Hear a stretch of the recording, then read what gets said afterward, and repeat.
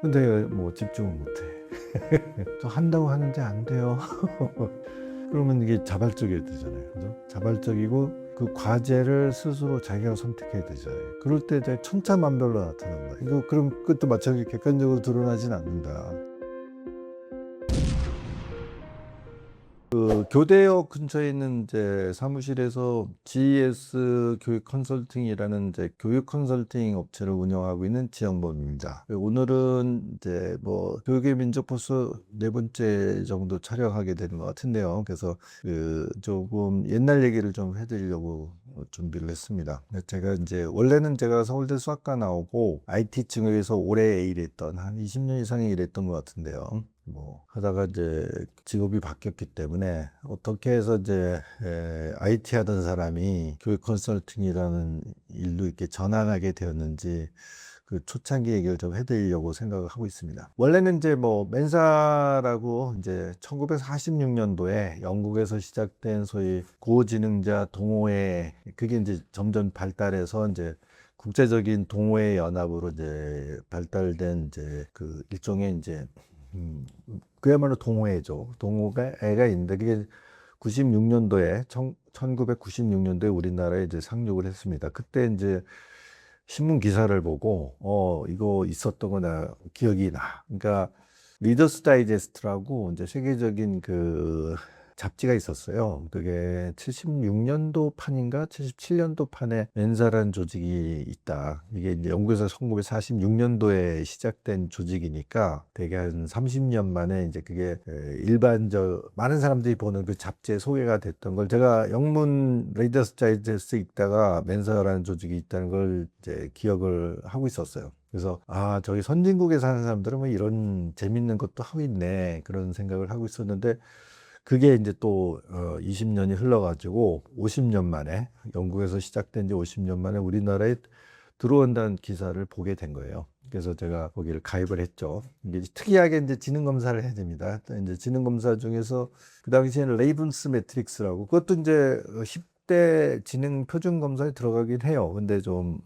뭐랄까 단체 지필고사 형식을 취하고 있고요. 그리고 한 40분 정도 시간 내에 36문항인가 푸는 그런 식으로 돼 있는 검사가 있었습니다. 그래서 그런 걸 실시해서 거기서 이제 시험을 치르는 거죠. 그래서 이제 거기에 지능 평가로 이제 최상위 2%, 그러니까 50명 중에 한 명만 가입할 수 있는 자격을 준다. 그런 검사로 돼 있습니다. 그거를 통과를 해가지고 그 활동을 시작했어요. 그래서 이제 내가 어렸을 때 지능검사가 조금 높게 나왔었어. 뭐 그 기억도 가지고 있었고, 뭐 이런 종류라면 재밌지 않을까 해서 이제 시작한 게 96년도. 이제 그렇게 됩니다. 그래서 96년도에서 그때 한 10년 정도 활동을 한 것 같아요. 지금은 이제, 그 어린 친구들이 주로 활동을 하니까 제가 그냥, 물론 이제 아직도 뭐 회원 자격은 유지하고 있긴 하지만 제가 액티브하게 그 활동하는 단체는 아니었고. 근데 그때 한 10년 활동할 적에,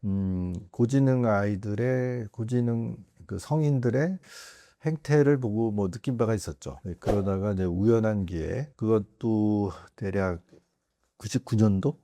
1999년, 지금으로부터 한 25년쯤 전에 뉴스위크 특별판이 나온 적이 있었어요. 이게 이제 교육 특별판이에요. 그래서 교육 문제를 이슈로 삼아가지고 특별히 이렇게 발간이 됐더라고요. 그래서 그거 우연히 이제 책방에서 보고 이제 뒤적뒤적 하는데 거기 이제 영재교육 꼭지가 하나 있었어요. 이 영재교육 꼭지를 관심 있게 쭉 읽다 보더니 거기에 이제 지금의 그 출판돼 있는 책, 영재 공부란 책의 그 영어로 된 원본이 소개가 돼 있더라고요. 그러니까 그 책을 미국에서 94년도에 나온 책이거든요. 이제 94년도에 나왔고 제가 5년 만에 그 책을 당시 영업을 금방 시작했던 아마존을 통해서 이제 구매를 했어요. 그래서 그 구매를 넣었더니 한 2주 정도 걸리니까 배달이 되더라고요. 그 책을 읽고 그 책의 내용을 이제 멘사 회원들한테 좀 소개할 필요가 있다고 느껴가지고 제가 요약해서 이제 게시판에 올리던 것이 이제 이 일을 하게 된 계기가 된 거죠. 근데 그 책이 어떻게 보면 사연이 있는 책이에요. 그 책이 만들어지게 된 것은 이제 80년대 말 정도에 달라스 에퍼트라는 이제 아이가 천재 소년이라고 이제 유명해진 아이가 미시간 대학에 조기 입학을 합니다. 그 책을 읽어보면 이제 14살에 입학한 거로 돼 있는데, 근데 그 애가 결국은 이제 실종 사건을 일으켰어요. 그래서 이제 그 실종 사건을 해결한 이제 사립 탐정이 있었습니다. 그래서 제가 영재 공부란 책의 영어 원문책에서 달락스 에포트 얘기가 앞에 잠깐 언급된 것을 기억하고 있었는데 우연히 그 책을 또 발견한 겁니다. 그게 덩전 마스터라는 제목으로 돼 있고요. 그 책을 쓴 사람은 이제 윌리엄 데어라는 사립 탐정이에요.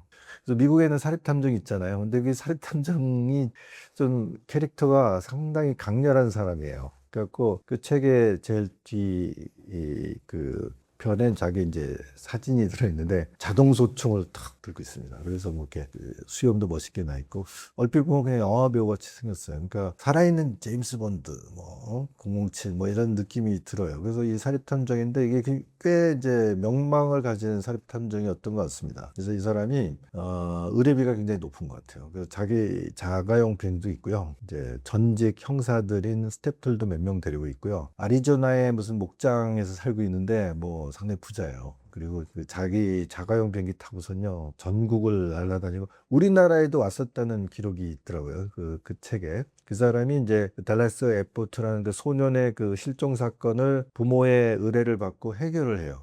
해결하고 이제 천신만고 끝에 아이를 이제 찾아냅니다. 찾아내가지고 부모한테 다시 인계를 하고 이제 그 사건을 종결을 했는데 1년쯤 뒤에 아이가 결국은 이제 곤청자살을 했어요. 그래서 이제 그 사건 이후에 이 사람이 이제 일종의 뭐 회고록 비슷하게 그 사건을 이제 해결하는 과정을 쫙 정리한 책을 냈고 그 책의 제목이 덩전 마스터입니다. 그래서 이제 그 책을 또 우연하게 이제 찾게 돼가지고 그거는 이제 아마존에 들어가서 중고 서적으로 이제 책을 구했어요. 그래서 재밌게 소설책 읽듯이 읽었는데 추리소설 같아요. 그래서 이제 뭐 처음에 아이가 사라져서 이제 그 탐정이 그 미시간 대학으로 이제 부모와 함께 가서 그 일을 해결하는 과정을 쭉 추적을 하는데 그 재밌는 그 장면들이 많습니다. 왜 제목이 덩전 마스터냐? 그러면 이게 덩전 앤 드래곤이라는 그 당시에 카드 게임이 있었어요. 이게 지금은 온라인 게임으로 돼서 그것도 꽤 그 팬덤을 가지고 있습니다. 근데 원래 이제 오리지널은 이게 카드 게임이에요. 그래서 거기 카드들인데 어떻게 보면 타로 카드 같은 것들을 가지고요. 카드를 섞어 가지고 이렇게 참가하는 사람들이 한 장씩 이렇게 카드를 제끼는 거예요. 자기 카드가 딱 넘기면 뭐 거의 용 그림도 나오고요. 기사 그림도 나오고요. 마법사도 나오고요. 뭐 그런 지금은 뭐 리니지 같은 그런 캐릭터들이 이제 카드에서 등장합니다. 그러면 이게 상상력 놀이거든요. 그러면 이제 그 카드를 받은 사이에 용이 나오면 용을 가지고 자기가 어떤 줄거리를 생각내 가지고 이제 얘기를 하는 거예요. 그리고 그 다음 사람은 또 그걸 이어받아서 카드를 딱 제껴가지고 마법사가 나오면 또 그거 가지고 얘기를 하고 그러면서 이제 몇 시간 노는 이제 그 상상력 놀이인데 그 게임을 이제 잘 이제 리드하는 게 이제 덩전 마스터죠.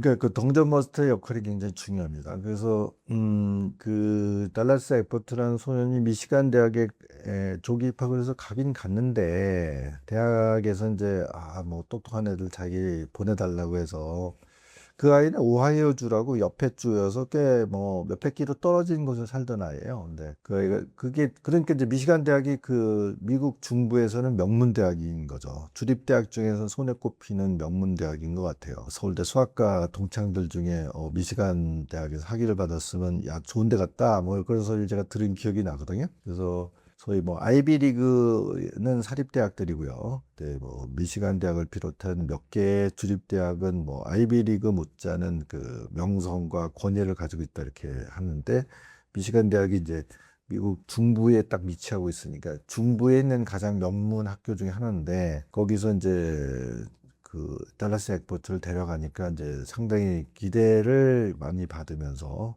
기대가 촉망되는 소년이 뭐 그렇게 해서 갔겠죠. 근데 애를 학교가 데려가 놓고선 제대로 뭐 준비를 안 한 거지. 뭐 애가 똑똑하다고 공부만 시키면 되겠습니까? 아직 어린 소년이니까 뭔가 그 애가 거기서 잘 지낼 수 있도록 정말 뭐 소년으로서의 청소년기의 어떤 행복함도 사실은 누릴 수 있게 뭔가 좀 배려를 해야 될 것 같은데 애가 똑똑하니까 뭐 대학 생활도 잘하겠지 뭐 이런 식으로 데려가다 놓고 물론 이제 형식적인 그 가디언 그 후견인 제도 같은 것도 있고 뭐 있긴 있었는데 아이가 외로운 거죠. 외로워서 이제 이 아이가 이제 방황을 하기 시작하는데 그 덩전 앤 드래곤이라는 그 카드 게임도 했던 흔적들이 이제 발견되는 겁니다. 그래서 이 아이가 이제 뭐 이렇게 깊은 후드가 달려 있는 이제 뭐 이런 가운 같은 걸 입고 거기 이제 그게 뭐 그 미시간 대학의 뭐 학생 뭐 대학원생 조교 뭐 교수 뭐 강사 뭐 그런 소위 지식인들 뭐 머리 좋은 친구들이 많이 있을 텐데 그런 사람들이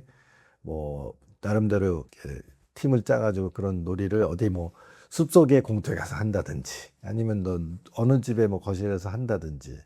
근데 재밌는 게 이제 미시간 대학의 그 캠퍼스 바닥이 그 굉장히 거대한 공조 시설이 지하에 있습니다. 그래서 이제 대학에서는 아, 이 시설은 다른 사람 못 들어가요. 관리인만 들어갈 수 있어요. 뭐 그렇게 이제 얘기를 했는데 아니에요. 개구멍이 여기저기 있는 겁니다.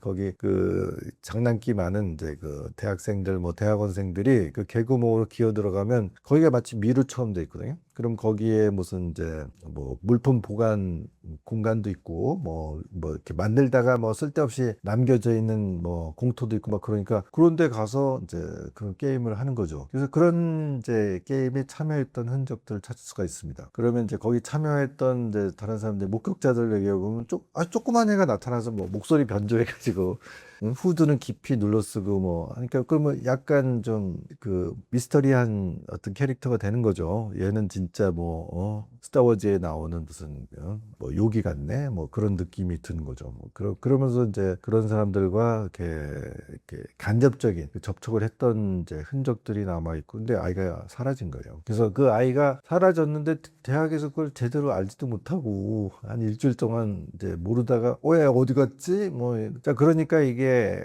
천재소년 실종되다 이게 상당히 선정적인 기사가 되니까 지역 신문부터 이제 막 이제 취재를 하기 시작하는데 이제 경쟁적으로 이제 선정적인 기사 경쟁을 벌이니까 이게 시끌시끌하니까 나중에 이제 전국 단위의 이제 신문 방송도 쫓아와 가지고 막 취재하고 그러면서 온갖 이제 소문들 뭐 썰들 뭐 이런 것들이 난무하니까 이제 대학이 이걸 이제 더 이상 이제 숨길 수가 없잖아요. 그러니까 이제 부모한테 얘기해서 그 달라스 에어포트 이제 부모가 와서 보니까 이거 뭐 이 사람들 허둥지둥하고 문제 해결을 하고 애는 어디 간지 뭐 찾을 기색도 그러니까 이제 결국 그 윌리엄 데어라는 이제 비싼 거의 100만 달러 수준의 무슨 이제 의뢰비를 주고 애 좀 찾아주세요 하고 사건을 의뢰합니다. 그래서 윌리엄 데어가 이제 비행기 타고 나타나는 거죠.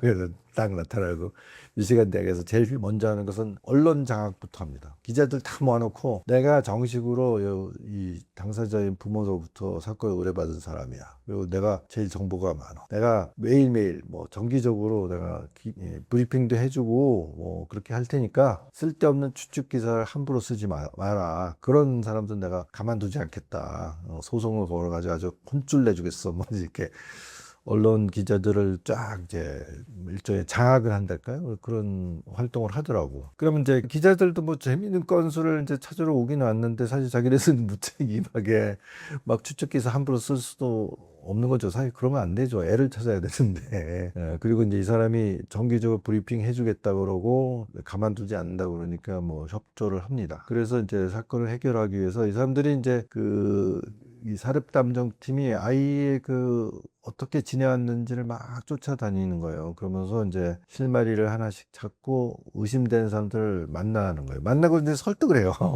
내가 당신 솔직하게 얘기하면 여기 처벌 안 받게 그리고 너의 신원을 오픈하지 않고 언론과 이런 뭐 이제 불필요한 손해를 보지 않게 보호해 줄 테니까 솔직하게 얘기해봐. 이러면서 설득을 하기 시작하는 겁니다. 근데 그건 이제 그 처음 실마리 잡기 위해서 뭐 고생을 직사하게 해요. 말하자면 여기도 가보고 저기도 가보고 거기에 그 미시간 대학 지하 캠퍼스 지하에 있는 그 미로 같은 그 공조 시설 막 그런 데 막 다니면서 뭐 거기 다치기도 하고 뭐 그러면서 이제 흔적들이 나타나 여기 왔긴 왔었구나 여기서 이렇게 놀았었구나 뭐 그러면서 이제 그 사람 이 아이를 접촉했던 사람들 조심스럽게 하다 보니까 실제로 이제 이 아이하고 지냈던 사람들 찾아냅니다. 그 설득을 해가지고 그럼 이 사람들이 뭐냐면 처음에는 그냥 얘가 외로워서 뭐 자기한테 왔다 그래서 데리고 있었더니 이게 시끄러워진 거야. 기사가 막 나고 얘가 납치된 것 같아 유괴된 것 같아 아니면 뭐 소아 성애자, 뭐 그런 애들한테 뭐 한 거 아니야? 뭐 인신매매, 뭐 무슨 장기 밀매,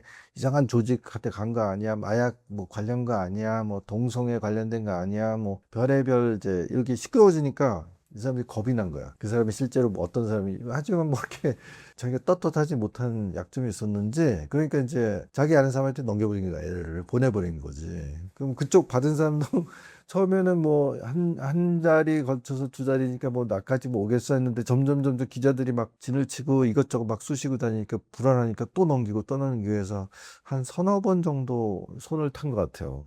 그래서 이 아이가 결국은 저기 남쪽에 있는 그 루이지애나주, 루이지애나주까지 가 있더라고. 몇천 킬로를 이동한 거야. 그래서 거기 어디 뭐 석유 채굴 시설에 무슨 창고 같은 데가 있는 것을 결국은 이제 윌리엄 데어가 결국은 추적을 해서 이제 찾아냅니다. 그래서 이제 찾아내서 이제 뭐 특별한 문제 없이 구출을 해서, 그리고 이제 뭐 나름대로 뭐 얘한테 위해를 가했다던가 뭐 그런 것들은 없기 때문에 뭐 사실은 처벌을 해야 될 상황은 아니었던 것 같고, 어쨌든 사건을 해결하고 이제 부모한테 안전하게 돌려주는 것으로 뭐 1차적으로 해피엔딩으로 끝난 거죠. 근데 이제 결국 이제 1년쯤 뒤에 결국 아이가 그런 이제 비극적인 이제 자살을 결행을 함으로써 결국 이제 문제가 된 거죠. 자, 그래서 부모들이 반성을 하는 거예요. 어렸을 때 얘가 상당히 똑똑했는데 어쩌다가 이렇게 됐나. 그러니까 이 아이의 지적인 발달은 뭐 대단히 뭐 놀라울 정도였을지 모르나, 아이의 정서적인 케어를 우리가 못 해준 거 아니냐. 그런 외로움이라든가 뭐 이런 것들을 제대로 해주지 못한 거 아니냐. 그러니까 뭐 나는 그게 미국 사람들이 좋은 전통이라고 생각해요. 그러니까 자식이 잘못되면 그 부모들이 아이 이름으로 이제 도네이션, 기부를 하는 그 전통이 있더라고요. 물론 이제 그것도 부자니까 그게 가능하겠지만, 어쨌든 내가 기금을 이제 어디다가 기부를 해서 이런 고지능 영재 아이들의 그런 정서적인 문제들을 좀 도와주는 프로그램이 있다면 거기에 기부를 하겠다. 뭐 이제 그러면서 찾아다니는데 없는 거야. 그러니까 머리 좋은 아이들 모아놓으면 어떻게 공부시킬 거예요? 뭐 어떻게 더 똑똑하게 만들 거예요? 뭐 얘를 진짜 영재를 만들어 줄 거예요? 뭐 그런 식의 프로그램도 여기저기 보이는데, 이 아이들이 느끼게 되는 그런 또래 관계의 그 원활하지 못함? 그러면 또래 관계가 원활하지 못하면 어떤 정서적인 성장을 할 수 있는 기회를 차단하는 거 아닙니까? 근데 그런 부분을 도와줘야 되는 거 아니야. 도와줘야 되는데 이건 좀 애들이 좀 다르게 좀 어려운 애들이니까 좀 전문성이 있어야 되는 거 아니야.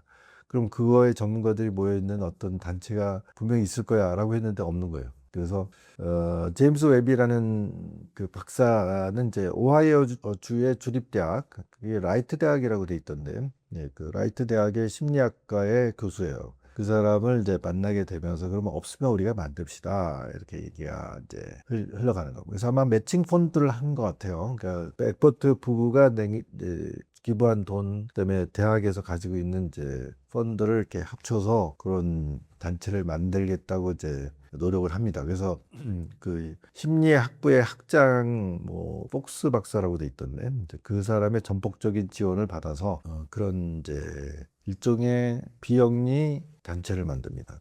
그래서 이런 문제를 집중적으로 공부하는 학자들도 모이고, 뭐 전문가 집단, 뭐 의사, 교사, 뭐 심리학자, 뭐 또 뭐 그 발달 심리를 연구한 사람, 뭐 상담가, 뭐 그리고 실제로 이제 그런 이제 어려움을 겪고 있다고 하는 이제 학부모 그룹, 뭐 협회, 단체, 뭐 이런 사람들이 이제 결집을 해서 아주 활발하게 이제 활동을 합니다. 그래서 만들어진 단체가 SNG라고 돼 있습니다. Supporting Emotional Needs of Gifted Children. 이걸 이제 그 앞 두 문자들을 모아서 SENG, 생이라고 그래요. 생이라는 그룹이 했고, 실제로 이제 SENG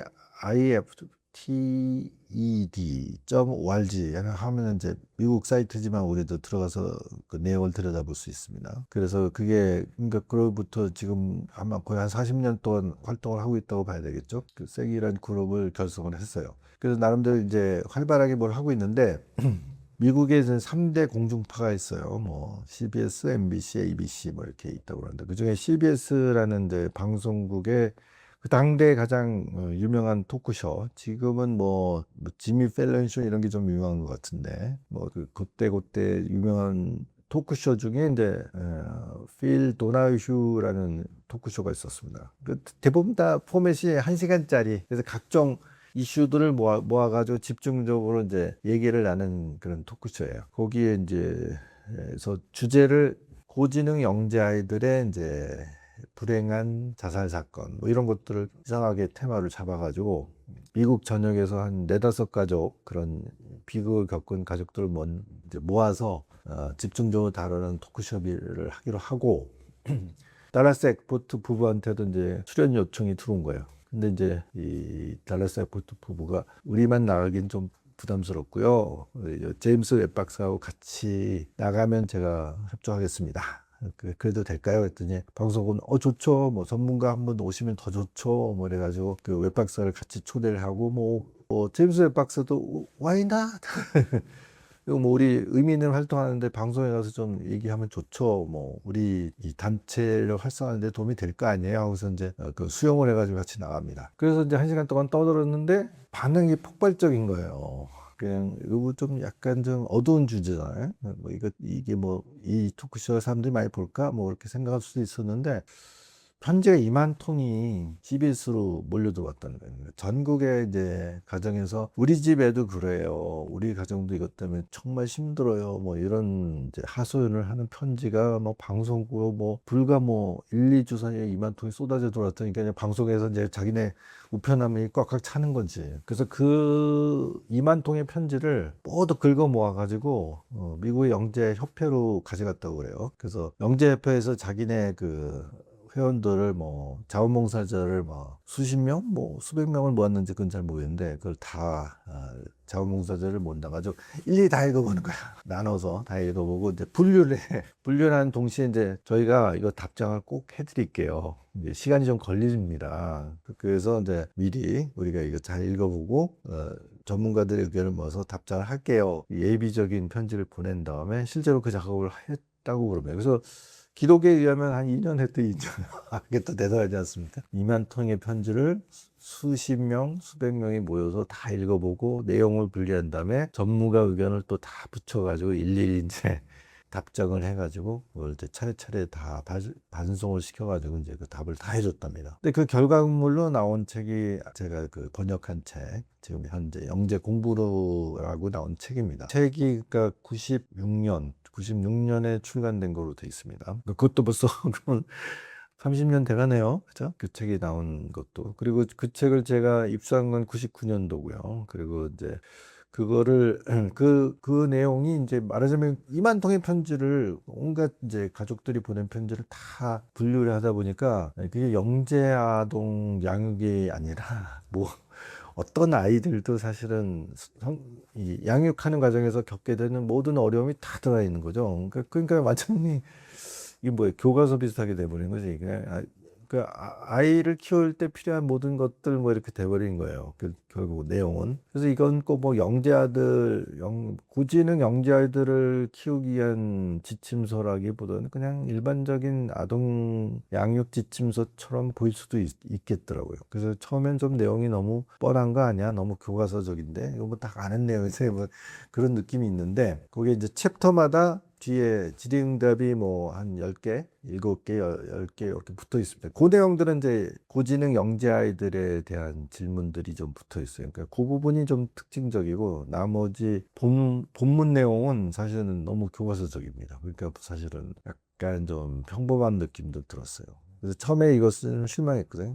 특별히 영재한테 도움은 안 될 것 같은데 그런 생각이 들었는데 그거를 좀 요약해서 이제 좀 소개하려고 두 번째 읽으니까 오히려 그렇기 때문에 가장 기본적이고 원칙적이고 중요한 내용을 담고 있었다. 그런 느낌이 들어가지고 제가 그걸 한 페이지씩 뭐 반 페이지씩 번역을 한 거예요. 그 이제 게시판에 소개를 했는데 열심히 번역을 했는데 그 게시판에 그 들어오는 그 면세점들만 보기에는 좀 아까운 것 같아가지고 제 거래처 사장들한테 뿌리기 시작했습니다. 대부분 이제 뭐 초중학 고등학교, 중학교 학부모 정도 되는 나이의 사람들이 주로 제 거래처 사장들이니까 제가 이제 이 마이크로소프트, 뭐 휴레패카드 뭐 이런 물건들의 그 도매상 역할을 했다고 해요. 우리 총판이라고 그러고 뭐 영어는 뭐 제네럴 디스트리뷰터, 뭐 풀세일러 뭐 이런 식으로 표현하는데 이렇게 도매상 역할. 그럼 이제 실제로 이제 제품을 사용하는 그 회사에 직접 영업을 하는 그 회사들은 이제 리셀러라고 그러고 소매상이죠. 소매상은 뭐 수백 개, 뭐 수천 개가 활동한다고 할수 있고 이제 그 소매상들의 이제 물건을 뒤에서 공급해주는 도매상을 하는 거고요. 그 역할이 꼭 필요해요. 왜냐면 그 소위 우리 벤더 혹은 메이커라고 그러죠. 근데 브랜드 파워가 있는 회사들은 그 뭐 수천 회사들한테 다 물건을 주고 수금을 하고 그걸 이제 신용 관리라고 그러죠. 크레딧 컬렉션, 뭐 크레딧 이밸리에이션 뭐 그런 식으로 표현하는데 그거 하는 게 너무 힘든 거예요. 자기는 좀 규모 있는 번듯한 회사, 그래 확실하게 뭐 현금 주고 뭐 물건 팔고 뭐 그런 이제 그런 거 관리하고 싶은데 그게 안 되죠. 이 소매상들은 영세하기 때문에 일단 외상으로 물건 받아다가 이제 공급하고 그 역할을 해야 되는데 그래서 중간 역할을 하는 게 그 도매상입니다. 그러다 보니까 거래처가 많은 거예요. 거래처가 많고 거래처 관리해야 되는 이제 리스트가 많으니까 제가 그 사장들한테 뭐 참고로 읽으세요 하고 이메일을 뿌리기 시작했더니 그래서 그거를 뭐 이런 걸 보내 뭐 이런 사람도 있었겠지만 이 양반은 뭐 이런 것도 보내주네. 그래서 뭐 재밌게 읽는 사람도 있고 그리고 뭐 이 내용은 참 좋은데 하고 자기가 활동하는 그 지금으로 따지면 카톡방 같은데 뭐 텔레그램 방 같은데 뭐 그런 교육적인 내용, 교육 양육에 대한 내용을 이렇게 막 올리기도 하고 그러다 보니까 이게 막 여기저기 날아다니다 보니까 뭐 갑자기 전화해가지고 야 현범이 너 말이야 네 글이 여기 있다 뭐 그런 얘기도 듣고 그 무슨 골프 동호회 게시판에도 올라가 있다는 둥 뭐 인터넷이라는 게 이게 막 마구 날아다니는 효과가 있어서 그래서 이제 그런 활동을 했는데 어느 날 이메일이 하나 왔어요. 이제 우리가 그런 어려움을 같이 극복하고자 모여 있는 사이트가 있어요. 그 사이트에 들어오셔가지고 온라인 자문이라도 해주실 수 있을까요? 뭐 그런 요청이 좀 그래서 내가 뭐 그래도 뭐 사업본부장인데 뭐 내가 나가서 영업하는 사람은 아니고 어쨌든 관리를 해야 되니까 맨날 컴퓨터는 켜놓고 뭐 여러 가지 뭐 이메일을 들여다보고 뭐 답신하고 뭐 이렇게 마케팅적인 뭐 이런 동향을 뭐 모니터링하고 뭐 직원들한테 보고받고 뭐 답해주고 뭐 이런 걸 하다 보니까 계속 컴퓨터를 보고 있으니까 그 일은 해줄 수 있어요라고 이제 대답을 해준 거죠. 그래서 이제 그 사이트에 회원들이 올리는 글 대부분은 이제 애가 되게 통제하기가 어렵다. 되게 좀 성이 너무 강해가지고 고집이 세고 뭐 어쩌고 저쩌고 뭐 학교에서 자꾸 전화가 걸려온다는 등 뭐 학교나 뭐 유치원 가기 싫다고 뭐 등원 거부 뭐 등교 거부 뭐 그런 얘기들이 자꾸 올라오는 거죠. 그래서 거기다 이제 제가 댓글을 달아주는 거죠. 그래서 제가 어렸을 때의 경험, 뭐 우리 아이들 키우면서 했던 경험, 그다음에 책에 있는 내용들, 그다음에 멘사 그 활동하면서 봤던 거, 뭐 이런 것들 이렇게 답을 조금씩 달아주는 거죠. 그러다가 이게 점점 이게 고민 내용이 깊은 거야. 뭐 힘들다는 거야. 진짜 힘들다는 거야. 그래서 또 댓글도 길어지고. 그러다가 이제 전화 통화라도 좀 하고 싶은데요. 뭐 그런 신청이 들어오고 그러면 뭐 전화하면 또 사연이 또 이게 구구절절 또 길어져서 또 한참 얘기하고 또 어떤 사람을 만나 주실 수 있어요. 뭐 그런 사람도 있고 그러면 뭐 주말에 저희 집 근처로 오시면 제가 만나는 들이죠. 뭐 우리 애 좀 봐주세요. 얘 좀 이상해요. 뭐 그런 것부터 시작해서 그러면 제가 애가 이상한 게 아니라 아이들이 지능이 높다 보면 이러이러한 어려움이 있어서 그럴 수 있고요. 뭐 잘 키우세요. 뭐 그런 얘기를 또 뭐 1시간, 2시간. 그래서 그런 게 쌓이다 보니까 제가 직업이 어느 틈에 바뀌어 버린 겁니다. 그래서 뭐 나름대로 그 사업부 말하자면 그 경영 성과가 좋았음에도 불구하고 별로 보상을 안 해주더라고.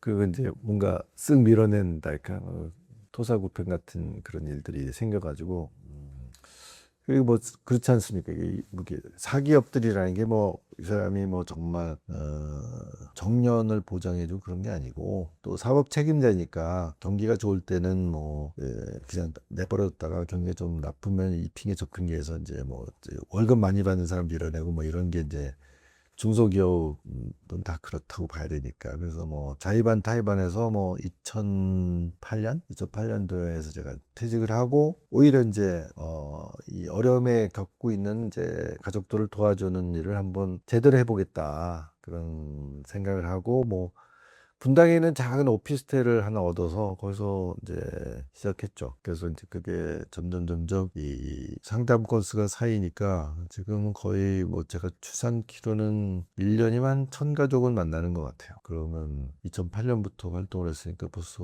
17년이니까 뭐 처음에 그렇게 많이 만나진 않았으니까 누적적으로는 거의 한 10,000가족 만났지 않았을까? 그러니까 대충 500가족에서 한 1000가족 정도 만나니까 되게 이렇게 이 사람들이 왜 이런 어려움을 갖고 있는지, 그 아이들의 특성은 왜 이렇게 이제 어려운지 뭐 이런 것들이 좀 감이 잡혀서 그 다음부터는 이제 번역서가 아니라 그런 것들 좀 집약해서 낸 책도 제가 뭐 2권 썼고요. 네. 그리고 책이 알려지니까 또 의뢰도 많이 들어 상담 의뢰도 많이 들어서 결국은 이제 직업이 완전히 바뀐 거죠. 그러다가 좀 학자들은 이 문제를 어떻게 해결하는가 뭐 이제 이런 궁금증이 생긴 겁니다. 그래서 궁금증도 생기고 좀 나도 좀 보강을 받아야 되겠다. 그래서 이렇게 고령임에도 불구하고 제가 제 멘토처럼 생각하시는 분이 있어요. 우리나라 그 웩슬러 검사의 최고 권위자라고 하실 수 있는 분인데 박혜원 교수님이라고 이제 그분을 만나게 된 것도 그 SNG 컨퍼런스를 미국 시애틀에서 한 적이 있었거든요. 그래서 거기 한번 갔죠. 그래서 가서 제가 책을 번역하고 나서도 한번 그 제임스 웹 박사도 한번 그분이 아리조나 피닉스라는 그 도시에 살고 계셨는데 뭐 다른 일도 있어서 겸사겸사 한번 찾아가서 이제 저녁 한 끼 얻어먹은 적도 있었는데 시애틀에서 컨퍼런스 한다고 해서 이제 그때도 이제 좀 어렵사리 시애틀까지 쫓아가서 이제 컨퍼런스에 참여해서 그 컨퍼런스가 진행되는 내용을 좀 들여다봤습니다.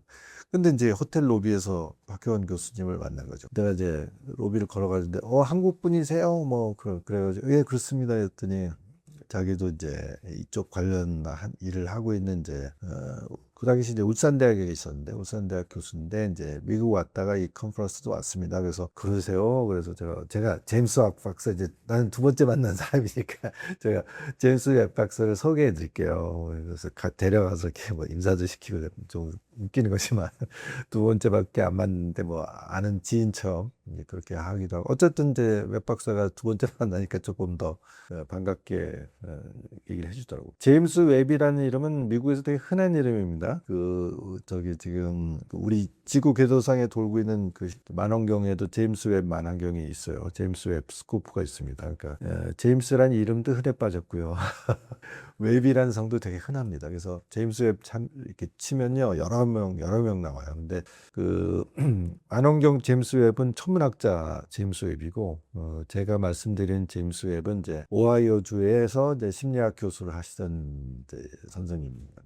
돌아가셨어요. 그래서 이제 한 5, 6년 전에 돌아가신 것 같은데 그래서 그분이 이제 그 SNG의 어떤 단체를 거의 그 설립자라고 우리가 생각할 수 있을 정도고 그때 시애틀 컨퍼런스에서도 그분이 이제 소위 키노트 어드레스 그러니까 기조연설을 이제 1시간 하시더라고. 그러니까 거기 이제 꽤 전국 그 네트워크가 돼 있어가지고 많은 사람들이 그 컨퍼런스에 제가 보기에 한 1000명에서 1500명 수준 뭐 그러면 한 500-600가족 이상이 모이는 것 같아요. 그러니까 이렇게 1년에 한 번씩 컨퍼런스 하면 그렇게 모여서 그러면 거의 각종 전문가들이 학자들 전문가들이 동시다발로 세미나를 진행을 합니다. 그러면 대략 한 20개에서 한 30개 정도 이제 세미나를 진행하니까 뭐 우리가 흔히 이렇게 그래서 규격을 갖춘 그 학회 형식을 치르죠. 한 3박 4일 정도? 그러면 이제 호텔 하나를 다 거의 전세 내다시피 해서 1500명의 가족, 한 5, 60가족이 모여서 이제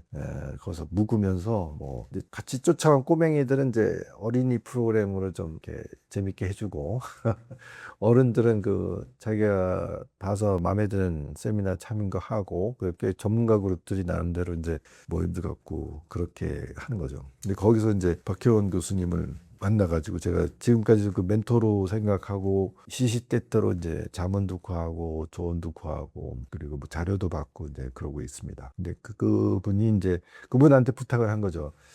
제가 이거 그냥 문외한으로서 이렇게 활동하는 게 좀 선을 넘어선 것 같으니 좀 공부를 해야 되겠습니다. 그랬더니 그분이 누구누구를 찾아가라 이렇게 된 거죠.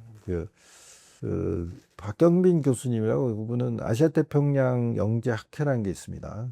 2년에 한 번씩 컨퍼런스를 해요. 거기는 이제 아시아태평양 지역의 이제 나라들을 순회하면서 학회를 하는데 거기에 회장을 두 번인지 세 번 지금도 세 번째 회장직을 하고 계시다. 그분도 은퇴를 했는데 은퇴했음에도 불구하고 거기서 오랫동안 이제 주도적인 역할을 했기 때문에 학교에서 은퇴하셨을지언정 아시아 태평양 학회장을 2년 임기로 하고 있어요.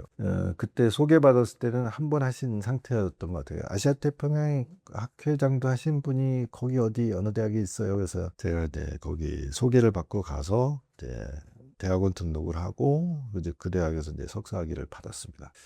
그래서 내가 이제 문외한은 아니야. 나도 이제 그래서 사실 크게 기대는 안 했는데 아무래도 이제 학교에서 하는 내용하고 실제로 이제 필드에서 이제 부모들이 겪고 있는 어려움하고는 갭이 있기 때문에 그런 문제를 이제 공부를 통해서 얼마나 도움이 되겠어라고 생각을 했는데 막상 이제 2년 동안 공부를 해보니 도움이 많이 됐죠. 제가 잘 전혀 모르고 있던 이제 그런 부분에 대해서도 알게 됐고 학교에서는 혹은 학자들은 이 문제를 어느 정도까지 인식하고 있는지 그리고 학자적인 견해는 어떤 건지 양쪽을 다 볼 수 있었다. 저는 주로 이제 수요자 측면에서 이제 고지능 아이들의 부모들이 겪고 있는 어려움 그 위주 저는 이 문제를 들여다보는 거고요. 학자들은 이제 그런 아이들을 이제 학문적인 대상으로 좀 본다고 할 수도 있을 테고 지금은 이제 박사과정 공부를 하고 있는 중인데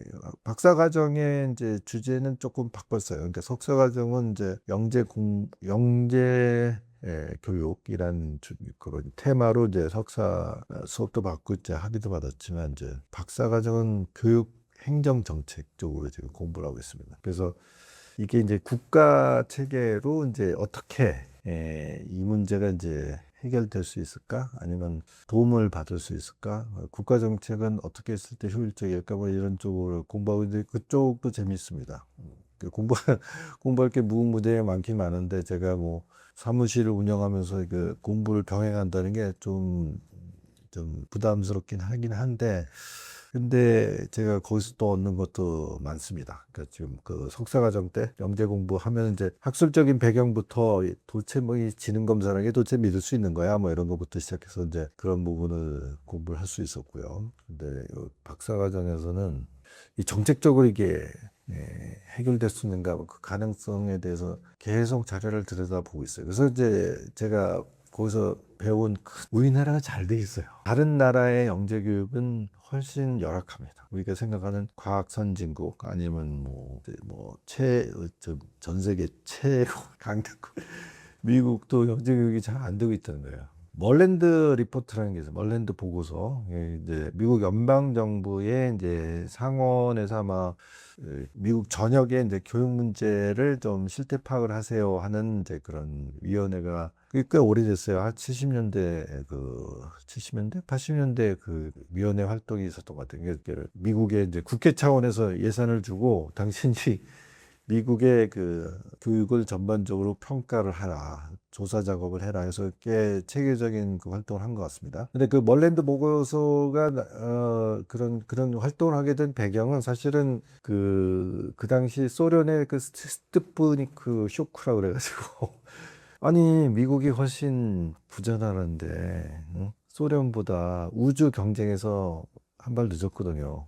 소련이 먼저 이제 우주 바깥으로, 그러니까 지구의 그 외곽으로 이렇게 순회하는 위성을 발사하는데도 성공을 했고, 가가린이라고 그래가지고 그 이제 유인 이제 우주선 발사도 먼저 성공했고, 그래서 이제 미국이 엄청난 쇼크를 받았습니다. 그래서 이게 왜 우리가 소련보다도 더 이 과학기술 경쟁에 있어서 뒤처졌는가? 그래서 뭐 케네디가 이제 내가 먼저 우리나라가 먼저 달에 사람을 보낼 거야. 뭐 이래서 소위 아폴로 계획 그거를 이제 굉장히 강력하게 주창을 했죠. 그래서 뭐 결국 성공했어요. 그게 60년대인가? 뭐 60년대 말에서 70년대에 실제로 이제 달에 사람을 보내는 이제 어마어마한 이제 성과를 얻긴 얻는데 그 뒤에 이제 흐지부지하고 70년대 이후 50년 동안 꿈도 못 꾸고 있어요. 돈이 너무 많이 들고. 그때는 그 미국과 소련의 체제 경쟁이라는 그 정말 뭐 이제 어마어마한 경쟁 때문에 엄청난 돈을 쏟아부으면서 그걸 어떻게든지 해내야 되는 걸 밀어붙였고요. 그게 이제 대표적으로 그 소위 스푸트니크 쇼크의 하나의 결과였는데 미국의 교육이 왜 뒤처졌는가? 뭐 이런 거에 대한 심각한 이제 반성의 하나의 일환으로서 그러면 좀 조사 작업이라도 합시다. 뭐 이렇게 해서 나온 게 이제 멀랜드 위원회. 멀랜드가 이제 미국의 교육을 샅샅이 조사를 해가지고 그걸 종합해서 이제 보고한 것이 멀랜드 보고서입니다. 근데 멀랜드 보고서에서 영재 교육이 나와요. 근데 실패다, 얘 실패다. 그래서 이제 그 영재 공부에도 그 책이 잠깐 언급이 돼요. 그 제임스 웹 박사가 이렇게 표현합니다. 그러니까 미국에 영재가 있으면 영재 중에 절반이 이 미성취현대, 말하자면 평균도 못하는 학업 성취도 보이고 있다. 그렇게 이제 보고가 되었어요. 그럼 나머지 절반은 영재는 뭐 최상위 한 5%, 뭐 3%, 2%, 뭐 10, 아무리 좀 느슨하게 잡아도 한 10% 정도 되는 애들 영재라고 그러는데 그러면 50%는 실패면 나머지 50%는 그 10% 안에 들었냐? 아니에요. 50%는 절반도 못하고 나머지 50%도 뭐 10%도 못하고 20%도 못하고 30% 그냥 평범한 수준 중간 정도 하는 수준에 있는 애도 굉장히 많고 그러면 얘네들이 10% 5% 안에 들어있는 애들은 그 영재들 중에 10%도 안 되는 것 같아요. 예를 들어서 우리가 이제 영재를 5%라고 잡읍시다. 그러면 0.5%만 5% 안에 들어있고 나머지 그 애들은 4.5%는 거기 못 들어가고 있다. 그럼 미성치가 많다는 얘기죠. 엄청 많아요. 그러면 완전한 실패다 이거죠. 널랜드 보고서의 내용은 그런 내용으로 요약이 됩니다. 그래서 제가 이제 석사 활동할 때 이제 저도 이제 학위를 받아야 되니까 그뭐 여러 가지 활동을 해야 되는데 그 중에 이제 그 아시아 태평양 영재학회에서 이제 저도 이제 발표를 해보세요. 뭐 사실은 그 지도 교수가 이제 나한테 미션을 주는 거지. 해야 돼. 해보세요만 해야 돼. 그래서 막 안 되는 영어로 막 준비해가지고 이제 한 시간 그 시간을 배정을 받아가지고 발표하면서 쭉 이제 자료 조사하다 보니까 뭐 그런 논문도 있어요. 멀랜드 보고서 이후 40년. 과연 40년 동안 미국을 비롯한 전 세계 영재 교육은 제대로 되고 있나요? 근데 뭐 결론은 대단히 비판적입니다. 하나도 해결 안 됐어. 얘네들 도와주지 못하고 있어. 그러면 이제 미국뿐만 아니라 뭐 멀랜드 보고서는 미국에서 나오긴 했지만 그 논문 이제 멀랜드 보고서 이후 40년 어떻게 됐나요? 뭐 이런 논문은 전 세계 영재 교육이 제대로 되고 있지 않다라는 평가를 하는 거죠. 그러면 그 뭐 아시아 태평양 그 영재 학회라는 것도 있지만 당연히 미국의 영재 학회도 있을 테고 유럽의 영재 학회도 있을 테고 한국의 영재 학회도 있을 테고 그 많은 그 학자들이 영재 교육에 대해서 뭐 끊임없이 지속적으로 연구를 하고 있는데 왜 이게 만족스럽지 않나요? 그런 것을 이제 공부하게 된 거죠. 그러면 저는 이제 뭐 제가 뭐 이제 뭐 영재 학회를 대변하는 그런 사람은 아니지만 제가 공부한 것으로 요약을 하면 세 가지 어려움이 있다. 일단은 그 사람들 사이에 그 반 엘리트주의가 있어요. 똑똑한 놈들은 뭐 그냥 놔둬도 되게 유리할 텐데 걔네들한테 세금까지 걷어가지고 걔네들 더 잘되게 해야 된다. 이게 말이 돼? 그러면 평범한 사람들 아니면 좀 지능이 떨어지는 사람들은 방치하면서 똑똑한 놈들만 키워서 뭐 어떻게 하겠다는 거야. 그것도 그거고. 그러면 그 기준에 들지 못하는 예를 들어서 우리가 5%뭐 아니면 좀 더 빡세게 해가지고 3% 정도를 영재라고 했을 때 3%에 들지 못하는 다른 애들은 어떡할 거야? 걔네들 되게 억울하잖아. 영재 교육은 돈이 많이 들 수밖에 없어요. 그 똑똑한 아이들이니까 이게 공급해야 되는 컨텐츠가 훨씬 많아야 돼요. 그러니까 뭐 가르치는 선생님도 상당히 학문적 역량, 아니면 본인 자체가 대단히 이제 명민하고 많은 지식과 뭐 기량을 가지고 있는 사람이 아니면 안 되겠죠. 그럼 그런 분들을 선생님으로 선임하고 계속 일하게 되면 지원을 해야 될 거니까 월급 더 많이 줘야죠. 네, 뛰어난 분이니까. 그리고 얘네들을 교육시키려면 더 많은 이제 좋은 시설, 뭐 예를 들어서 실험 기구 같은 것도 막, 대학생, 뭐 대학원생들, 뭐 아니면 세계적인 연구소에서 지원되는 그런 아주 수준 높고 값비싼 장비를 제공해야 되지 않을까? 뭐 여러 가지 그런 돈이 많이 들 수밖에 없지 않습니까? 근데 그럼 똑똑한 애들한테만 그렇게 많은 돈을 투입해가지고 시킨다는 게 말이 돼요? 이제 이런 이 대중적인 관감이 있습니다. 그걸 제가 뭐 편하게 표현하기 위해서 그냥 반엘리트주의다, 엔티 엘리티시즘 뭐 이렇게 표현하면 그런 게 있고요. 두 번째는 이제 누가 영재야? 영재를 어떻게 제대로 선발할 거야? 뭐 그런 문제가 있습니다. 그렇죠. 그 혜택을 누구한테 줄지가 이제 문제가 된다 아니겠습니까? 그러니까 그러면 영재라는 것이 정확하게 무엇이냐? 근데 이게 학자들 사이에 컨센서스가 좀 느슨해요. 예? 되게 논쟁적 요소가 엄청 많습니다. 뭐 예를 들어서 창의력, 이 영재 교육 분야에 있어서 세계적으로 가장 영향력 있는 학자들이 많이 있을 테지만 그래서 제일 유명한 사람들 중에 한 분이 미국 코네티컷 주립대학의 렌줄리 박사라고 있어요. 그 사람이 제일 많이 언급되더라고. 그 사람의 이제 영재의 정의는 세 가지다. 세반고리 모형이라고 얘기해요. 그러니까 IQ만 높다고 영재가 아니고 창의력이 있어야 돼. 그리고 과제 집착력이라고 표현한다. 그래서 태스크, 커미트먼트 이렇게 표현합니다. 과제 집착력이 있어요.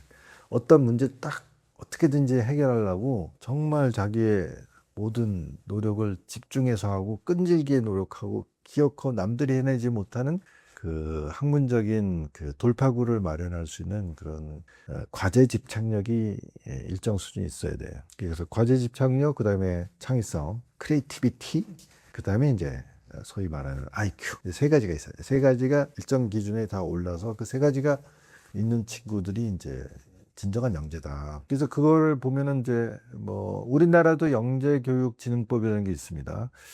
2000년인가 2001년인가 제정돼 있고요. 또 시행령도 있고 그렇습니다. 근데 그런 법을 갖고 있는 나라가 많지가 않아요. 그러니까 어떻게 보면 우리나라가 상대적으로 영재 교육에 대한 노력을 꽤 하는 나라에 들어가는 게 맞다. 다른 나라는 뭐 안 해요. 다른 나라는 그 세 가지 문제를 해결하지 못해서 사실은 잘 적극적으로 추진하지 못하는 경향이 있어요. 대표적으로 미국이에요. 미국이 이제 그런 멀랜드 보고서를 냈고 그랬음에도 불구하고 일단 미국은 주마다 다 달라요. 그러니까 교육 예산도 다 주마다 집행하는 거지. 이게 연방 정부 차원에서 교육 예산을 정책을 세우고 일관된 정책으로 모든 주가 적용받는 게 아니고 주마다 다르고요. 뭐 주여도 뭐 이게 또 그 카운티 주 밑에 카운티라는 말하자면 이제 구분이 있지 않습니까? 카운티마다도 천차만별이에요. 그러니까 부자 카운티는요, 모든 교육 여건이 좋죠. 당연히 고급 교육 혹은 영재 교육 비슷한 것도 뭐 일부 좋을 수도 있어요. 근데 이제 영재라고 하면 이제 국가 단위로 봤을 때 최상위 한 2%, 3%, 5%, 뭐 이런 애들이기 때문에 걔네들을 좀 종합적으로 좀 선발을 해서 종합적으로 얘네들이 국가 인재로 이렇게 자라날 수 있도록 하려면 국가 단위의 좀 일관성 있고 체계적인 뭐 이런 구조가 있어야 되지 않겠습니까? 근데 그게 없단 말이에요. 최근에 트럼프가 집권하고 나서 연방 교육국을 없애버린다는 거야. 너네 한 게 뭐 있어? 어차피 주에서 알아서 하는 건데 쓸데없는 짓거리 하지 말고 다 잘라버려. 그건 잘하는 것 같지는 않습니다. 뭐 글쎄요, 뭐 트럼프의 정책에 대해서 뭐 잘한다 못한다 뭐 의견이 있을 수 있으나 제가 이제 그래도 뭐 나름대로 박사 과정에서 교육 행정 정책을 공부하는 학도의 입장으로서 말도 안 되는 거죠. 오히려 더 강화시켜야죠. 연방 정부가 국가의 백년 대계를 위해서 정책적인 일관성을 가지고 이거는 아니, 이 정권이 바뀐다고 해서 이랬다 저랬다 하면 개판되는 거 아니겠습니까? 오히려 교육 정책을 추진하는 사람은 정권이 바뀌어서 함부로 건드리지 못하게. 응? 그리고 그 대신에 그 일관성이 있어야 되는 거 아니에요. 장기적인 계획과 철학과 약간 예를 들어서 좌파, 우파, 아니면 보수, 아니면 진보, 그런 거하고 상관없이, 이거는 해야 되고, 이것은 함부로 건드리면 안 되고, 여기서 전문성 갖고 있는 분은 자기 마음에 안 든다고 막 잘라버리고 갈아치우고 이렇게 하면 안 되고, 그런 근간이 있어야 되거든요. 그래야지 교육이 성공적으로 될 거 아니고. 그게 사실은 교육이라는 게 국가 경쟁력을 결국은 중장기적으로는 결정짓는 것인데, 당장 드러나는 효과가 없으니까 다 없애버려.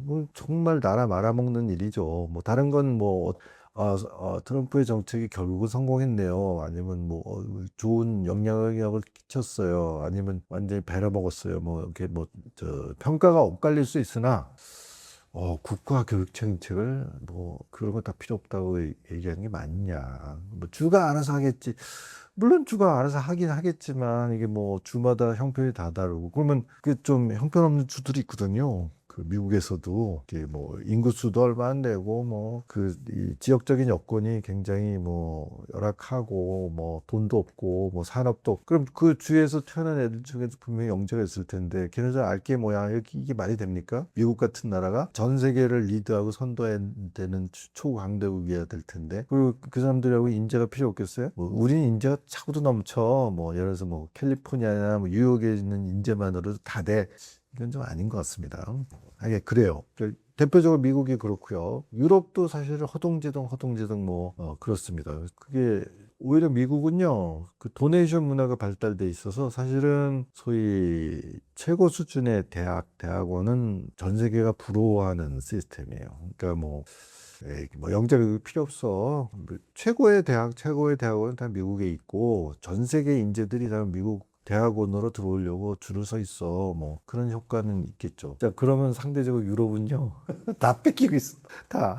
미국에 좀 한다 하는 똑똑한 애들은요, 여기 유럽에 있으면 연구 지원금도 없고, 이게 장래가 좀 어려워. 그러니까 미국을 가겠어. 그래서 소위 브레인 드레인이라고 그러죠. 그러니까 전 세계 인재를 빨아먹고 있다. 그러니까 어떤 현상이 일어나냐면 미국의 대학원의 우수한 인력은 다 외국인 출신이에요.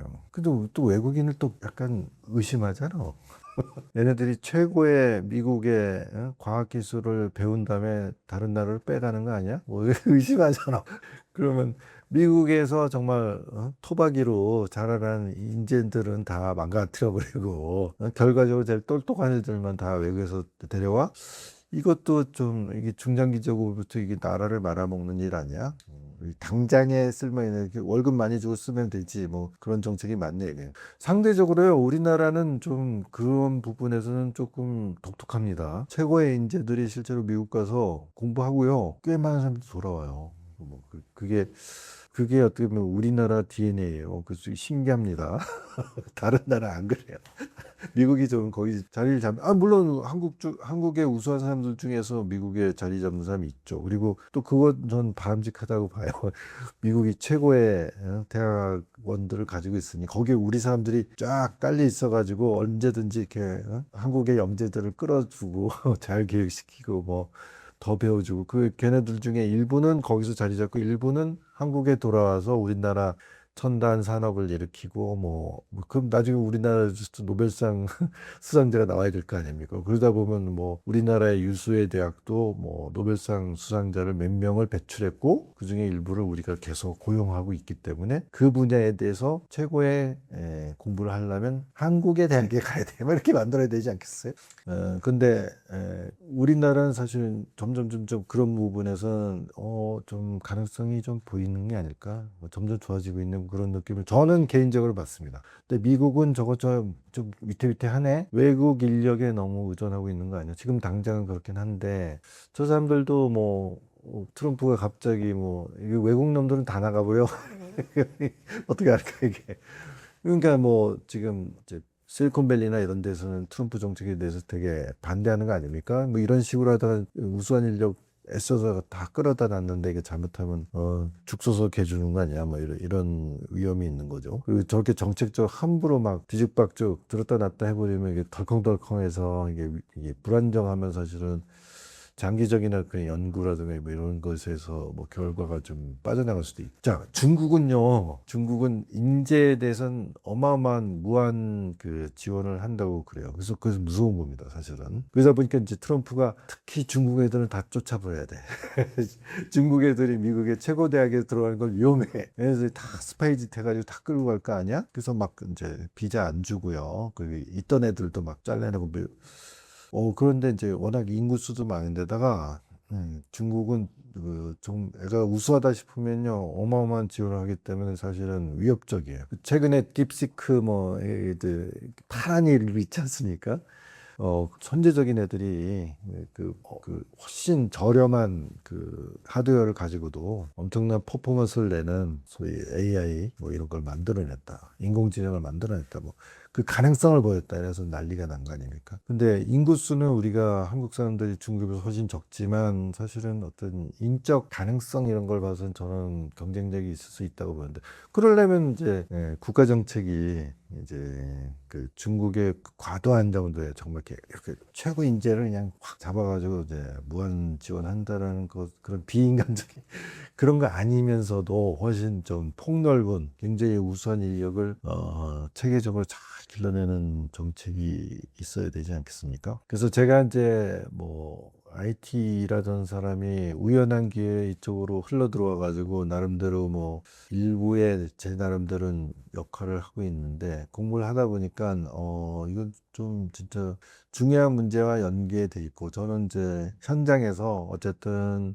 그렇지 똘똘한 어린아이들을 키우는 부모들과 이제 어떻게 보면 씨름을 하듯이 뭐 뒹굴러 가면서 그 다른 사람들은 좀 보지 못한 독특한 시각을 지금 예, 자꾸 누적을 하고 있고요. 그리고 이제 뭐 지금은 이제 제가 공부하는 단계니까 뭐 그런 것들을 이제 공부하는데 이런 것도 이런 거하고 이런 거하고 연결되면 오히려 정말 한국이 영재 교육을 가장 잘하는 나라가 될 수도 있지 않을까. 왜냐하면 다른 나라 잘 못하니까. 그러면 아까 대표적으로 소위 과학 선진국, 문화 선진국, 뭐 아니면 부자 나라 그런 나라들 대표적으로 미국, 북미와 유럽이 그렇다면 어느 나라가 진짜 잘하는 것이냐.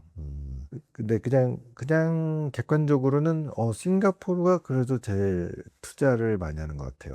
그리고 상당히 성과를 인정받고 있어요. 그 학회에서, 하여튼 영재, 뭐, 국제 학회에서 보니까 싱가포르 제도를 제일 학자들이, 각 나라의 학자들이 제일 부러워하는 것 같아요. 싱가포르는 좀 제도도 좀 있고, 예산 투입도 상당한 것 같아요. 근데 이제 규모가 작죠. 싱가포르 한 600만 정도 인구를 가지고 있고, 뭐, 우리나라로 따지면 한 뭐, 8분의 1 정도밖에 안 되는데, 그에 비해서 이제 투자는 좀 공격적이지 않을까? 이제 근데 이런 싱가포르조차도 제가 얘기하고 있는 세 가지 어려움은 똑같이 겪는다. 반엘리트주의, 선발. 제가 한 가지 얘기를 안 드렸죠. 그게 뭐냐면 책무성입니다.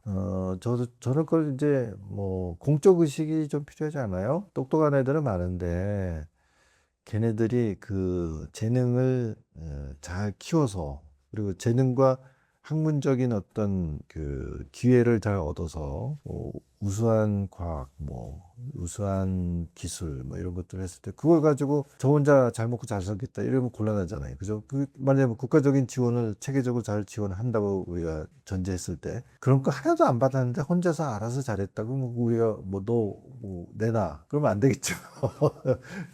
근데 이제 국가가 지원을 하고 그래서 그 결과로 얘가 실제로 굉장히 큰 업적 아니면 능력 혹은 뭐 영향력을 갖게 되었다. 그럼 그걸 가지고 어떻게 소위 사회 환원을 할 것이냐.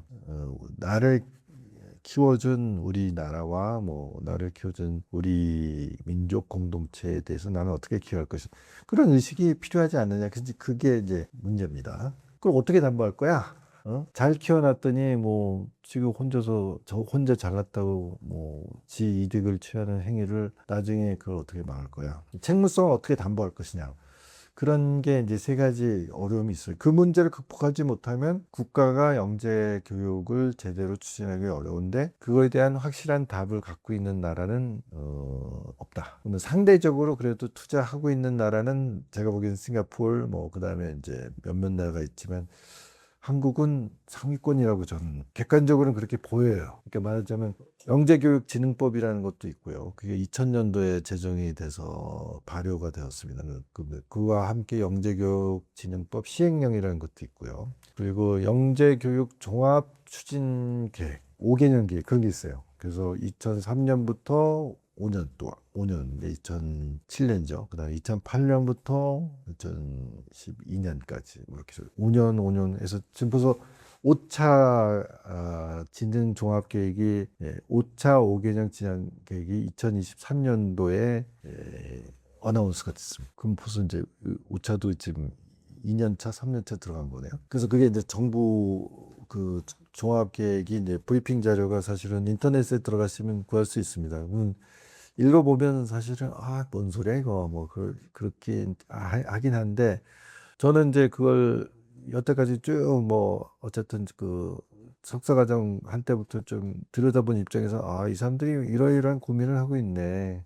문제점은 알고 있네. 뭐 이제 그런 느낌은 있어요. 그리고 그런 식으로 이렇게 나름대로 고민하는 게 어떤 정부 차원에서 어쨌든 나름대로 계속 리포트도 나오고 뭐 조금 뭐 굉장히 미흡하긴 하지만 그래도 조금씩 개선되는 부분도 있는 것 같기도 하고 아닌 것 같기도 하고 뭐 그런 게 있단 말이죠. 그런데 이제 제일 큰 문제는 어쨌든 영재 교육을 제대로 하려면 그 영재 교육을 제대로 수행하는 선생님들이 있어야 될 거 아닙니까? 그 선생님들을 체계적으로 양성하는 부분이 좀 약한 것처럼 보여요. 제가 보기에는. 근데 이제 상대적으로 싱가포르는 좀 지원 시스템이 그래도 좀 나아 보여요.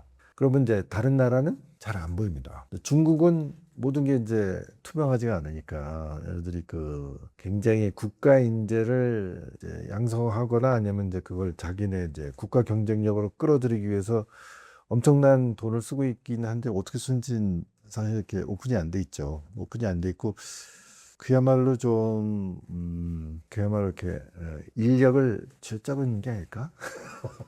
똑똑한 애들 막 어렸을 때부터 긁어내가지고 이제 막그 올림픽 선수 뭐 만들듯이 그런 게 아닐까?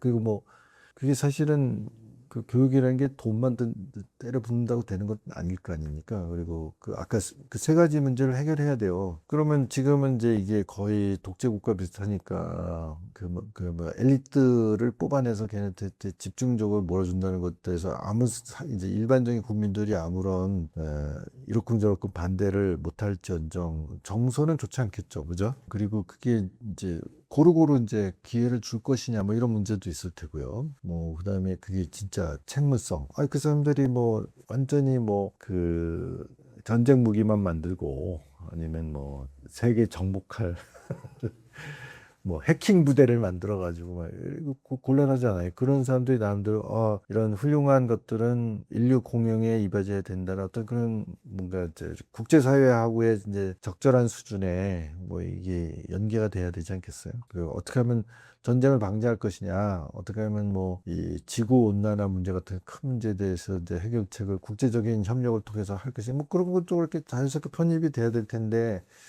그게 아니라 뭐 베일에 쌓일 인책이 막 그러고 있다는 것은 사실은 경우에 따라 위협적일 수도 있습니다. 그런 문제가 있고 우리나라는 어떠냐 하면 적어도 그 세 가지 어려움에 대한 고민을 하고 있고 조금씩이라도 투자가 되고 있고 하고 있는 편이기 때문에 저는 잘하는 나라에 들어간다고 저는 생각합니다. 충분하진 않죠. 충분하진 않고 더 잘해야 되죠. 더 잘해야 되는데 그러면 어떻게 더 잘하게 할 것이냐.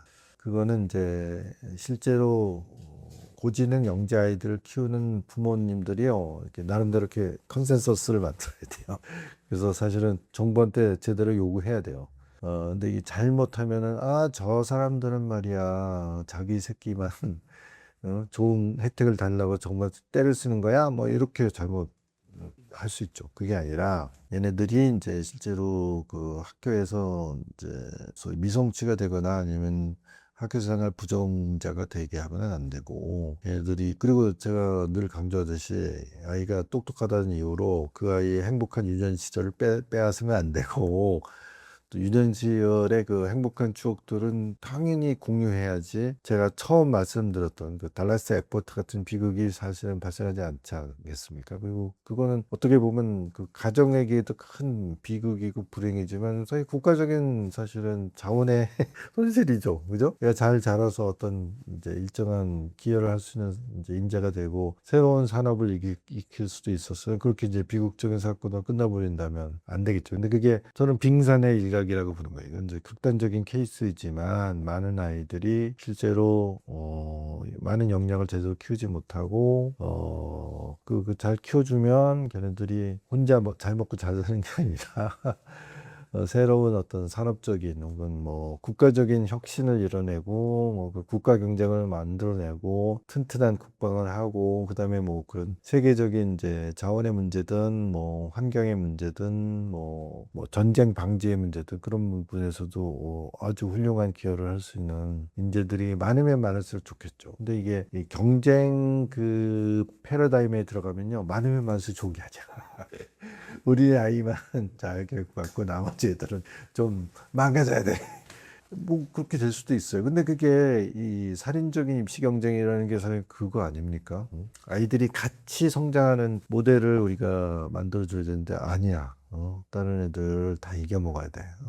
그 좋은 학교는 내 아이가 들어가고 경쟁되는 쟤 애들은 들어가면 안 돼. 뭐 이런 식으로 이렇게 우리가 그런 이제 정신적 모드에 빠지면 이게 뭐 얼마나 이게 불행한 겁니까? 저 집단적인 사회적 그 히스테리가 되는 거고요. 얼마나 많은 자원이 낭비가 되고요. 그렇지 않게. 그래서 제가 영재 교육으로 시작했지만 영재 교육을 잘하면 교육 전반의 효율성을 높여줄 수 있습니다. 그 교육 전반이 업그레이드가 되고요. 그런 시스템화에서 성장한 아이들을 모두 행복 지수를 고루고루 높여줄 수 있습니다. 그 고지능 영재아를 일반 학급에다가 그냥 내버려 두면요, 얘 혼자만 괴로운 게 아닙니다. 말썽을 엉뚱한 소리 하고요, 수업을 방해하고요, 선생님을 괴롭힐 수 있어요. 뭐 제가 그 쉽게 예를 들어 볼게요. 얘가 탁 손을 들고 질문을 해요. 선생님, 아인슈타인의 상대성 이론 좀 설명해 주세요. 그렇게 질문할 수 있어요. 그러면 선생님 입장에서 아니 내가 지금 초등학교 3학년 아이를 대상으로 상대성 이론을 어떻게 설명하니? 그런데 선생님 뭐 잘 모르시나 보네? 그럴 수도 있어요. 그리고 너 이 새끼 너 수업 시간에 엉뚱한 질문 하지 마. 아니 학생이 선생님한테 질문도 못해요? 제가 뭐 나쁜 거 하자는 게 아니라 전 그게 궁금해요. 그렇게 얘기를 해버릴 수가 있어요. 응? 얘가 어디서 뭔가 인터넷에서 뭔가 주워 들은 얘기를 가지고 이것저것 막 질문을 던질 수도 있잖아요. 근데 걔 논리대로 하면 학생이 선생님한테 뭐든지 질문하면 안 되나요? 질문 어떤 건 해도 되고 어떤 건 안 해도 되나요? 3학년 아이의 이제 맞는 질문은 따로 정해져 있나요? 그거 어떻게 선생님이 잘 대처하실 수 있을까요? 좀 어렵다고 봅니다. 그러면 그런 아이의 돌발적인 행동이 모든 학생들과 그냥 성실하게 일하고 있는 교사들한테 엄청난 그 손실로 이어질 수 있어요. 그럼 그 아이가 수업에 협조적이려면 입 다물고 가만히 있어야 되냐 이거지. 아니죠. 근데 좀 이렇게 좀 특별한 아이들은 사실은 거기에 걸맞는 다른 프로그램으로 들어가는 게 맞아요. 근데 싱가포르의 영재 교육을 제가 공부하다 보면요.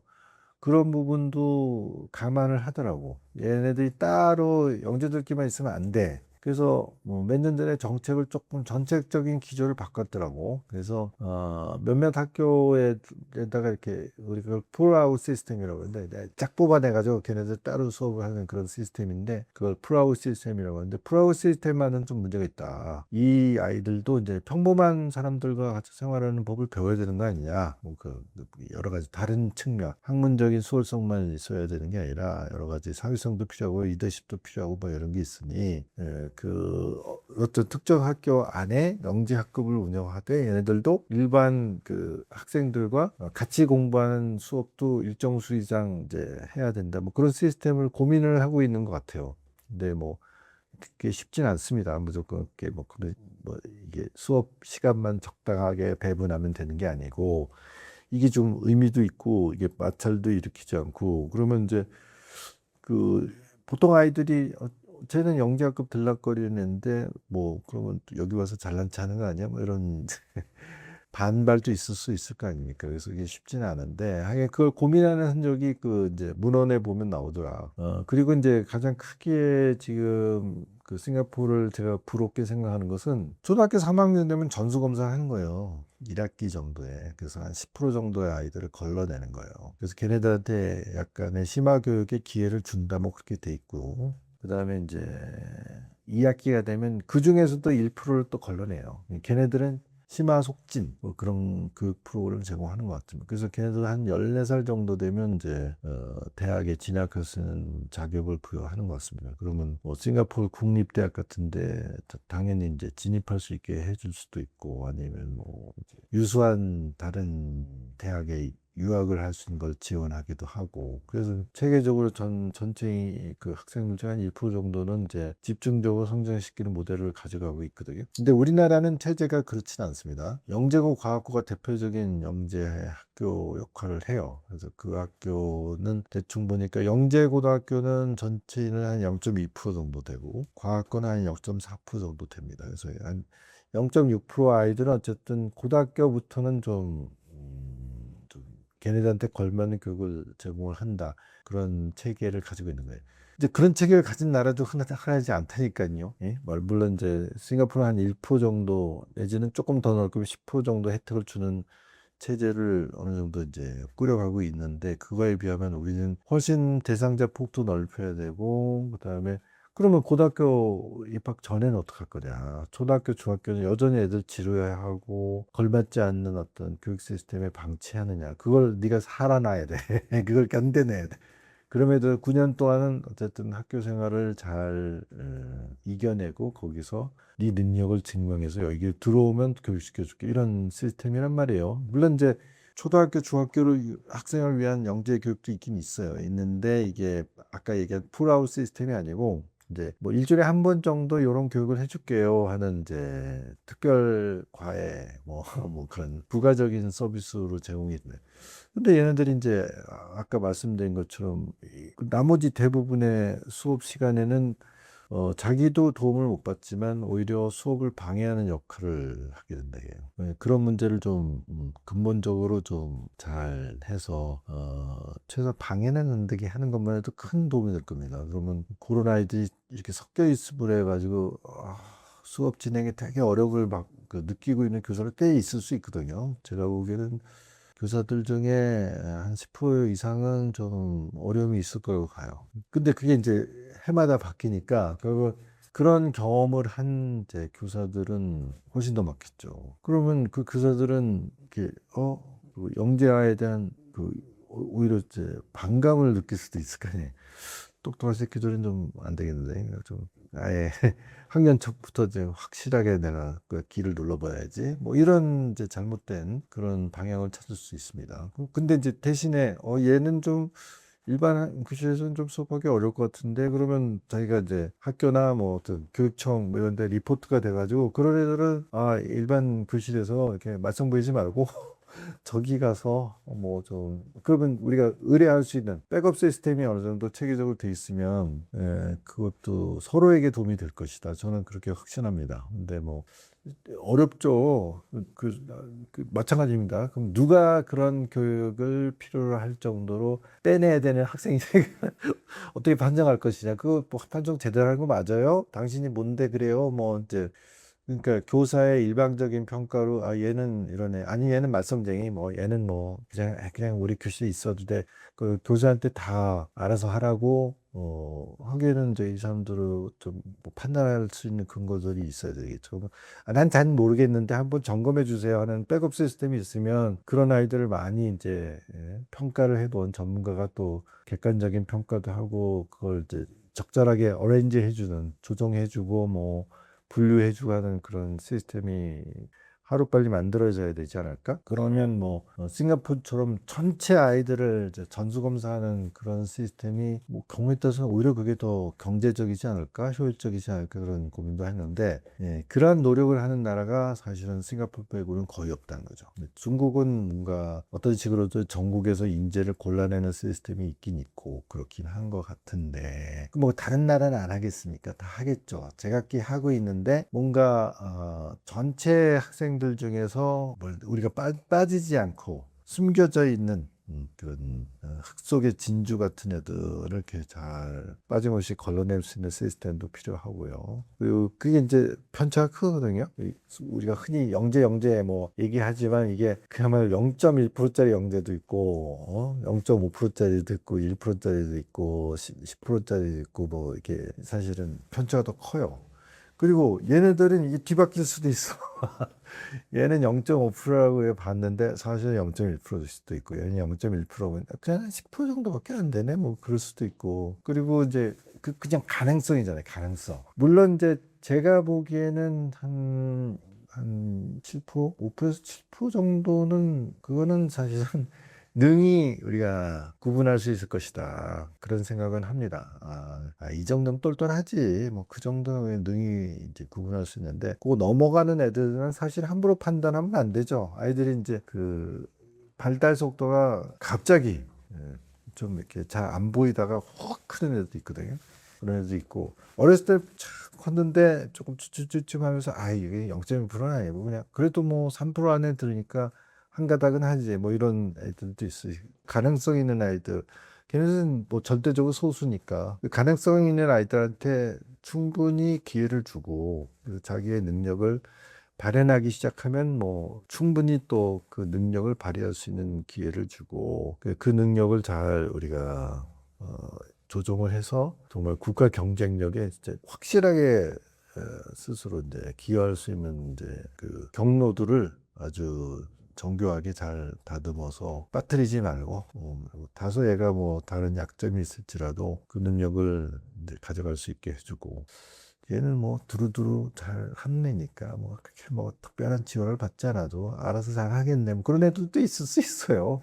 근데 뭐 그런 애들조차도 억울하면 안 되니까 근데 그런 것들을 좀 체계적으로 잘 할 수 있는 그 노력이 필요하다. 그리고 그게 노력을 하면 한 만큼 훨씬 효율성을 우리가 찾을 수 있다. 그러면 결과적으로는 이제 국가 경쟁력이라는 부분에서 굉장히 큰 차이를 만들어 수 있다. 그러니까 싱가포르도 잘하고 있긴 하지만 그렇다고 뭐 싱가포르도 사실 노벨상 수상자가 없지 않습니까?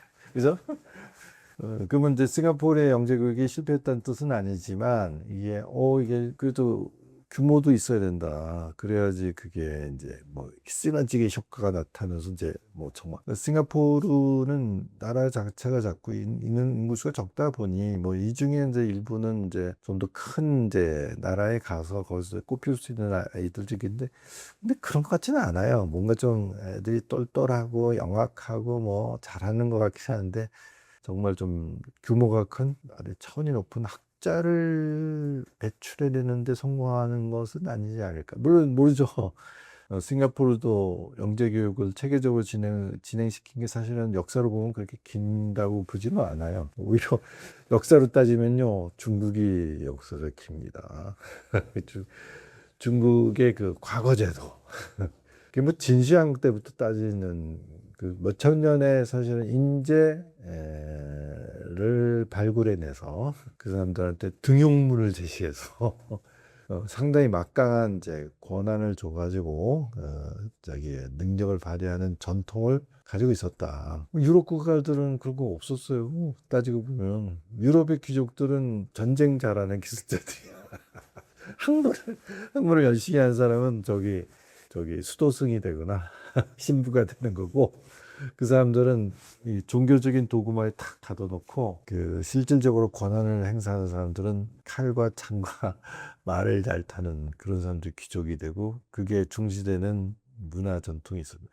물론 이제 뭐 산업혁명 이후 유럽이 이제 과학 선진국으로 이제 탁 치고 나간 건 사실이긴 하나 사실 역사적인 기원을 따지고 보면 얘네들은 역사 짧아요.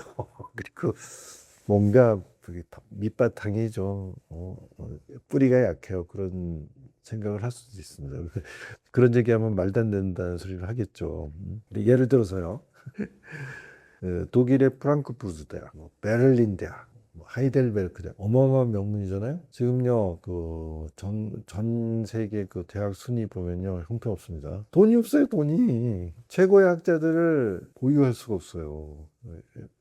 이게 그런 독일의 대학들이 뭐 무상교육 뭐 이렇게 하고 막 그러잖아요. 그렇게 하려면 국가지원금을 굉장히 많이 필요로 하는 거 아닙니까? 그러니까 최고의 학자들을 예우해 주면서 연구지원금을 확실하게 지원할 만한 재력이 없어요.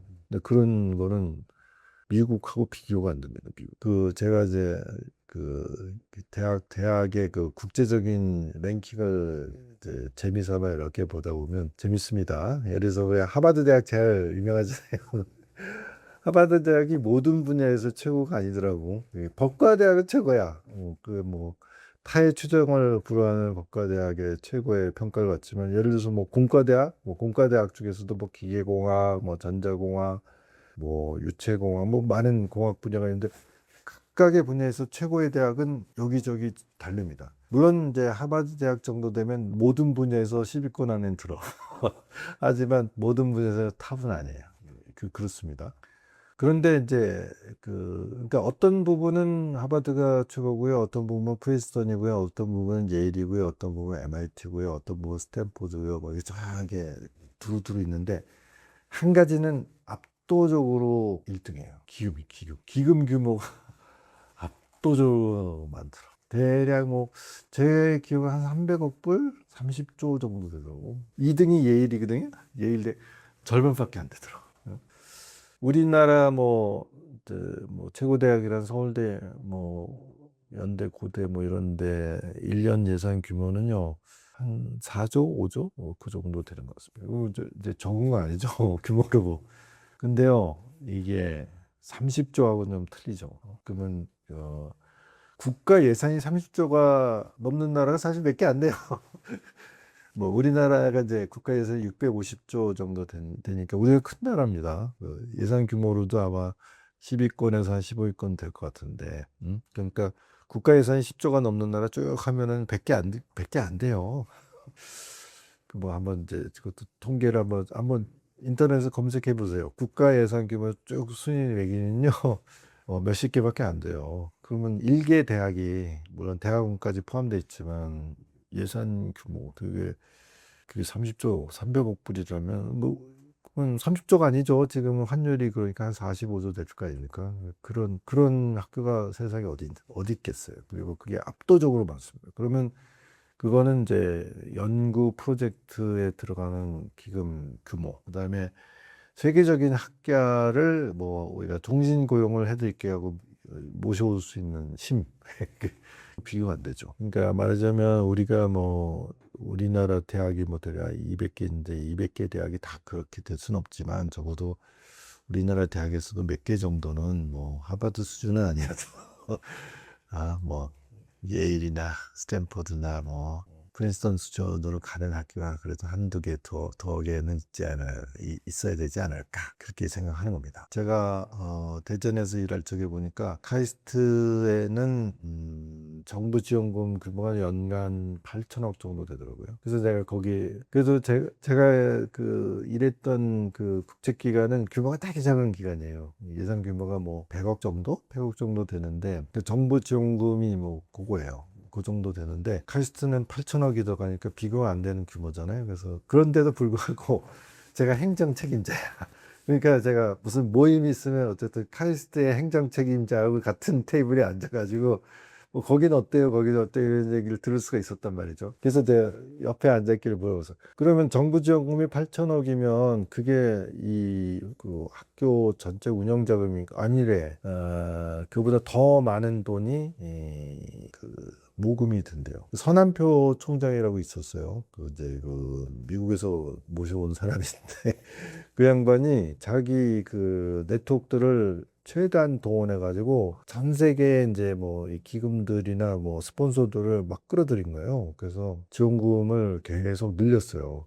한번 그런 걸 이렇게 엮어놓으면 지속적으로 받나 봐. 그래서 정부 지원금보다 비정부 지원금이 훨씬 더 많아요. 그렇게 얘기하더라고. 그러면 대충 한 1조 몇천억 되겠네 그렇게 생각할 수 있습니다. 근데 학생 수는 훨씬 적거든요. 카이스트가 1년 입학 학생 수가 1000명이니까 서울대는 3500명, 연대고대도 비슷합니다. 그러면 그 소위 우리가 얘기하는 탑 브랜드의 세계 대학이 브랜드 이 파워도 높지만 규모가 제일 커요.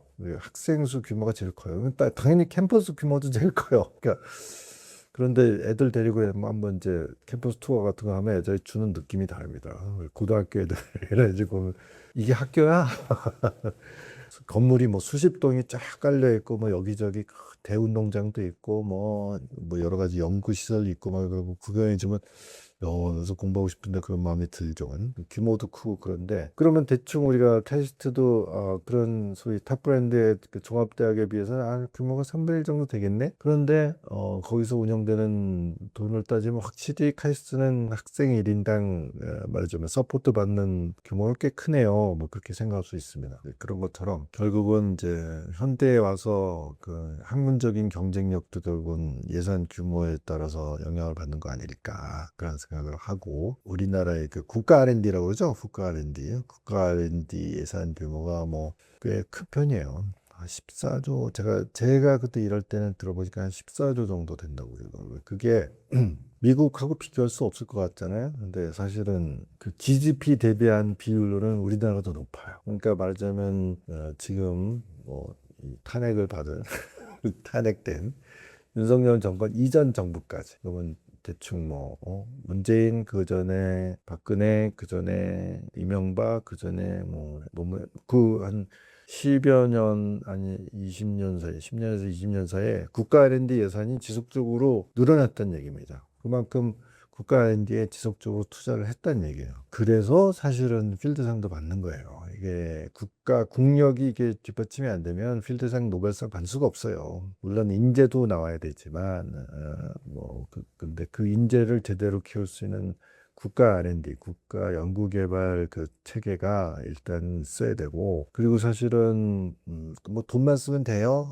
돈 제대로 쓰는 거 맞아요. 뭐 이런 의심을 할 수 있을지언정 우리나라 과학자들 아니면 과학기술에 일하는 사람들이 똥땡이 친다고 저는 생각하지 않으니까 정말 치열하게 활동을 하고 있고 밤을 새서 일하는 사람도 부지기수 많으니 그 사람들에 대한 지속적인 지원 아니면 좀 신뢰 이런 것들이 결국은 이제 우리나라 국가 경쟁력도 만들어 나고, 결국은 노벨 수상자 같은 사람들도 이 지원을 이렇게 우리가 지속할 수 있으면 결국은 그렇게 될 거라고 저는 생각하는데, 이거를 지금 반쪽짜리 정권이 아직 허리를 부러뜨려 놔가지고 좀 상당히 애석하게 생각합니다. 또 예산을 날려고 그랬으니까. 그러면 사실은 굉장히 중요한 프로젝트들이 중간에 박살이 난 거예요. 그리고 지원이 끊겨버리고 맥이 끊기고 사람들이 흩어지고 심지어는 외국으로 뺏기고, 이거 말이 안 되는 거죠. 미국에서는 트럼프가 난리를 치고 있고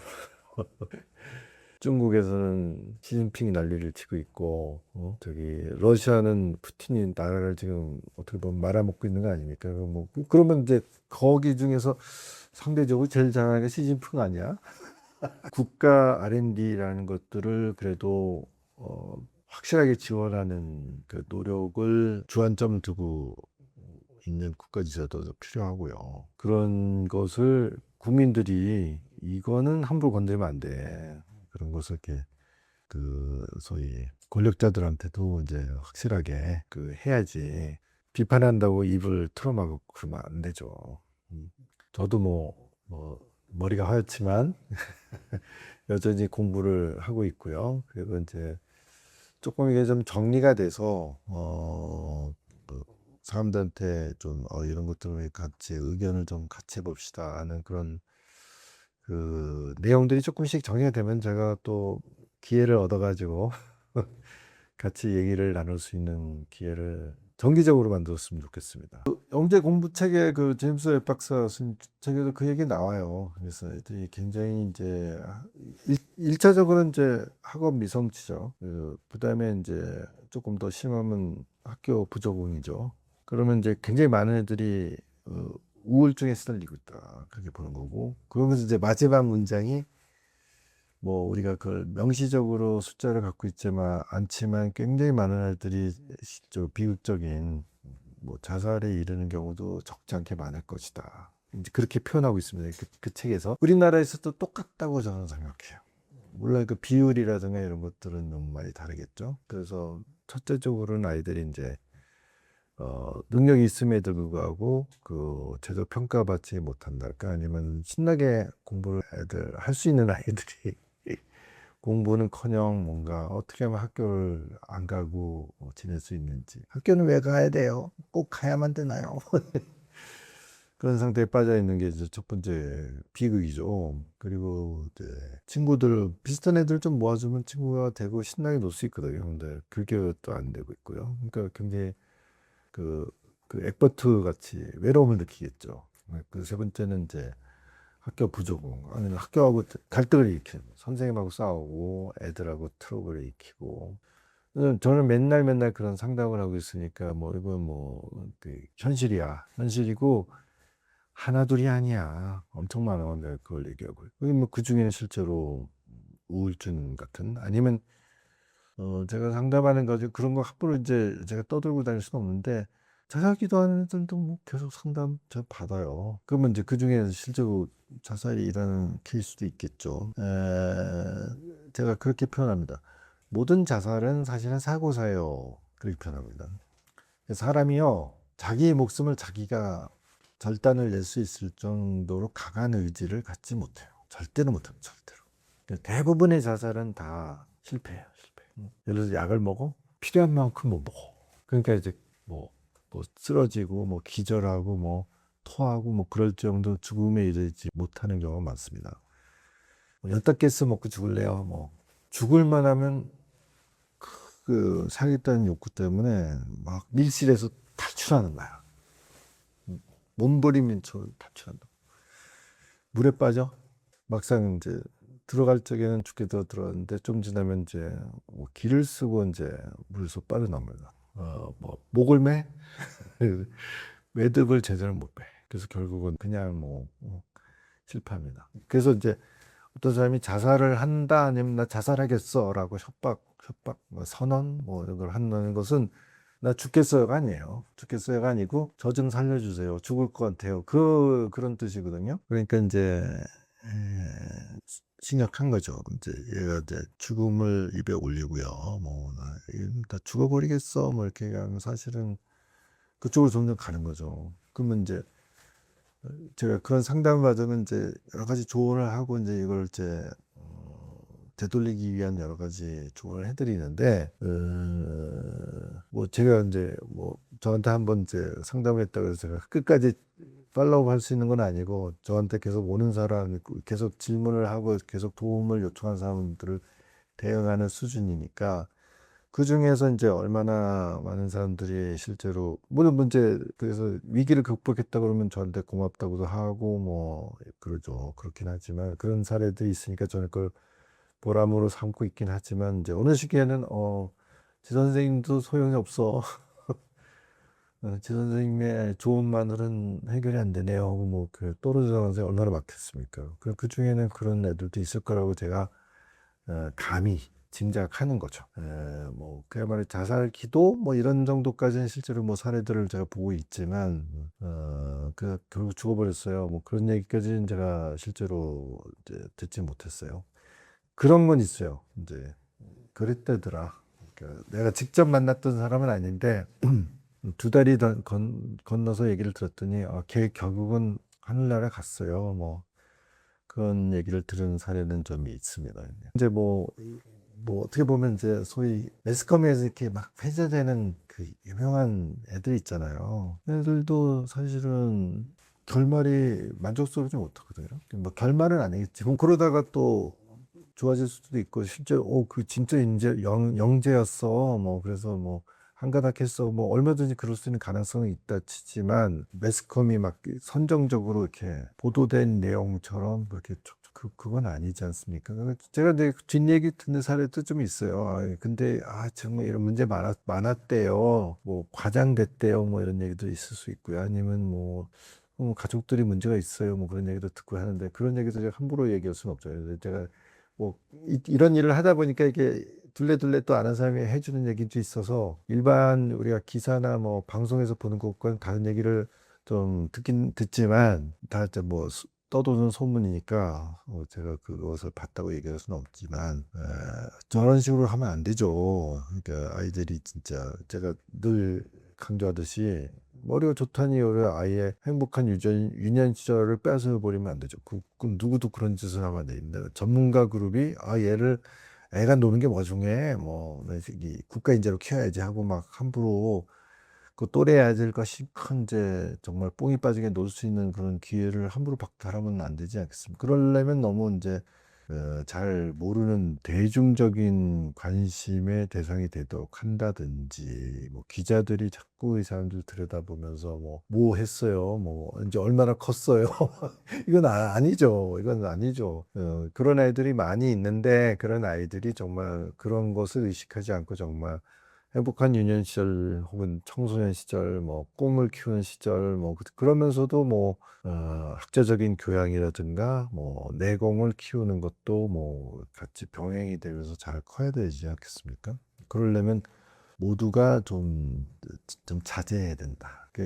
그런 아이들을 이렇게 재밌는 소재거리로 흥미의 소재거리를 함부로 소비해서는 안 된다. 뭐 그런 것을 우리가 저는 이제 다양한 이제 환경이 만들어져야 된다고 생각합니다. 그러니까 말하자면 국가가 지원하는 시스템이 유일해서는 안 되고요. 당연히 뭐 국가가 지원하는 시스템도 있지만 이건 민간이 더 잘할 수 있어요 하면 그런 것도 필요하죠. 필요하지만 아까운 사례가 많지 않습니까? 김연아나 뭐 예를 들어서 뭐 배드민턴 뭐 친구 그다음에 뭐 이런 것들은 보면 이렇게 국가적인 지원이 오히려 이제 잘못돼 가지고 사실은 개인의 정말 그 리스크 높은 그런 예를 들어서 뭐 이렇게 엔터테인먼트 같은 경우 우리나라가 굉장히 성공적으로 잘 자라가지고 걔네들이 더 잘하잖아요.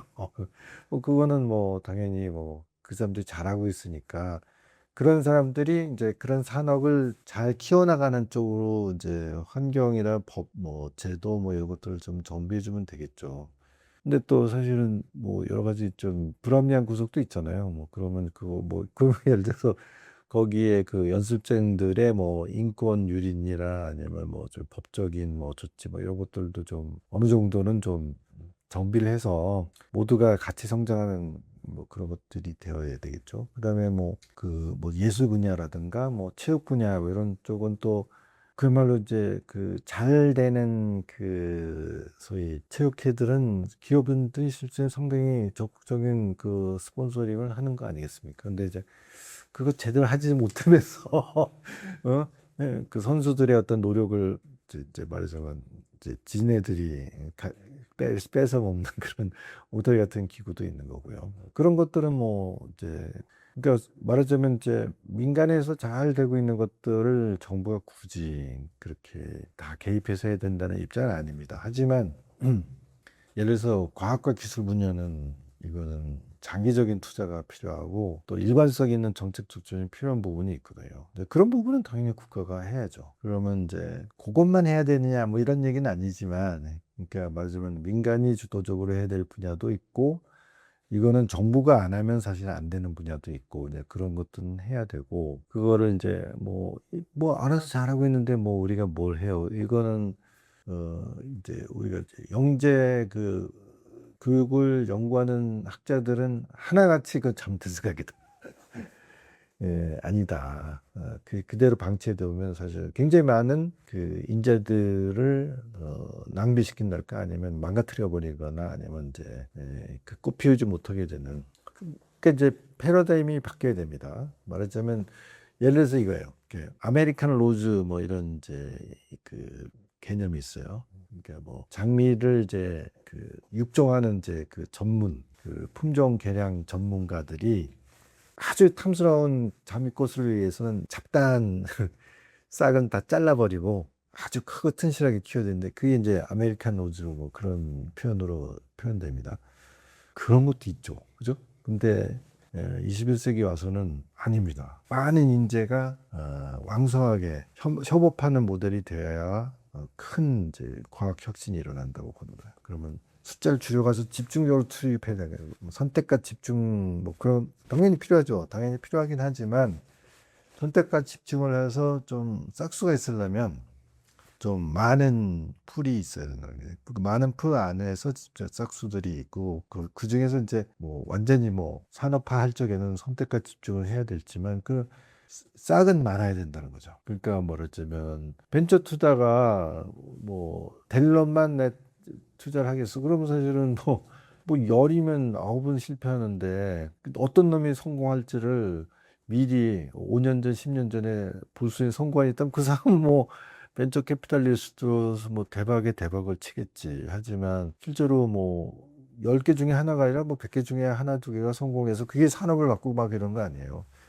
그러면 우리가 어린 잠재를 가지고 있는 친구들이 풍부하게 무럭무럭 자라갈 수 있는 텃밭은 사실은 잘 가꿔야 된다. 근데 그 중에서 이제 뭐 예를 들어서 정부 지원이 집중적으로 돼야 되는 그런 정도의 국가 수준의 이제 영재들은 당연히 이제 골라서 선별적이 맞지만 적어도 이제 얘네들이 건강하게 잘 커 나가려면 조금은 넓은 범위 내에서 기회를 줘야 되고 그리고 동시에 그러면 나머지 다 싹 잘려가지고 버리는 우리가 화초처럼 생각할 수는 없잖아요. 그러니까 그러면서도 아이들의 정서적인 부분을 충분히 배려를 해줘야 된다. 그러니까 저는 이제 독특한 이제 교육관을 이제 제시하고 싶은 거예요. 그러니까 애들을 몰아놓고 어렸을 때부터 키재기를 해가지고 누가 잘해 그렇게 하지 말고 아이들이 아주 자기의 그 관심 있는 분야를 마음껏 이제 가지고 놀 수 있도록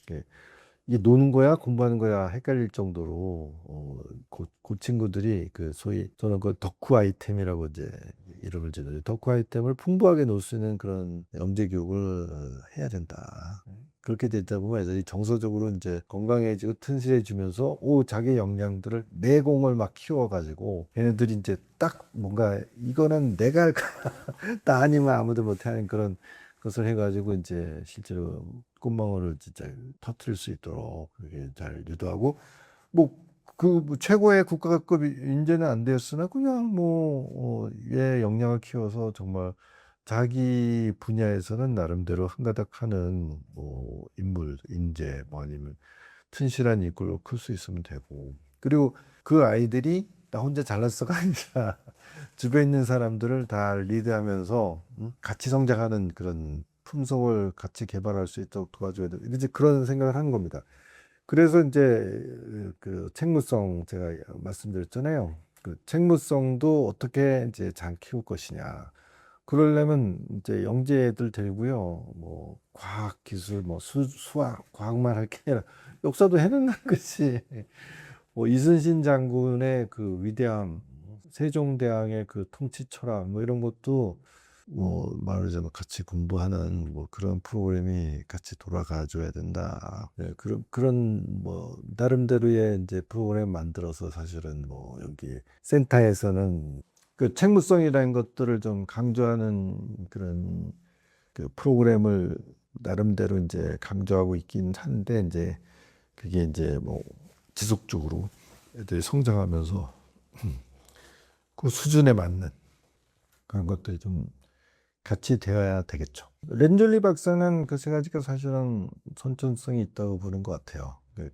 그분의 논문이나 이제 자료집을 읽어보면 이것도 이거 결코 이게 사람들마다 편차가 있다. 그러니까 그런 사람들을 잘 봐야 된다 그렇게 돼 있는데 저는 사실은 이제 그게 각국의 뭐 영재 과연 법령이나 뭐 논문이나 교과서나 이런데 거의 빠지지 않고 렌줄리의 그 쇠방구리 모형이 나오거든요. 그래서 굉장히 이건 이제 학계에서 전반적으로 잘 수용되고 있는 개념이다라고 생각하고 뭐 당연히 뭐 누가 생각하더라도 그 모델이 좀 더 설득력 있죠.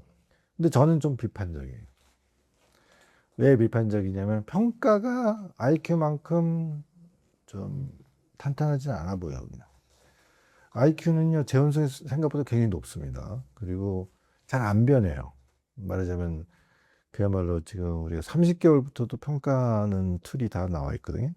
그 30개월의 평가나 뭐 4살 때 하나, 5살 때 하나, 6살 때 하나, 12살 때 하나, 20대 하나, 30대 하나 하더라도 재현성은 높다. 그렇게 예, 학술적인 통계들이 제시가 되고 있습니다. 한 95%는 같게 나온다. 나이에 달리 같게 나온다. 그렇게 돼 있어요. 그러면 우리가 어떻게 볼 수 있냐면 이건 속도라고 부르는 거거든요. 발달 속도가 각자가 적어도 뭐 한 3살, 4살 되면 그 속도가 딱 정해져 버린다. 그러니까 객관적으로 평가도 사실은 어렵지 않다. 상대적으로 상당히 객관적이다. 그렇게 할 수 있는데 창의성 평가는요, 아직은 평가 툴이 확립되어 있지 않아요. 그리고 이게 창의성을 저는 이제 뭐 그렇게 생각하거든요. 뭐 제 생각이 그렇다는 게 아니라 관련된 학술 자료나 뭐 문헌들을 이렇게 읽다 보면 계속 강조하는 게 이게 틀을 깨는 사고거든요. 다른 사람들이 보통 이렇게 생각하는데 발상을 전환을 해. 남들이 보지 못하는 그런 걸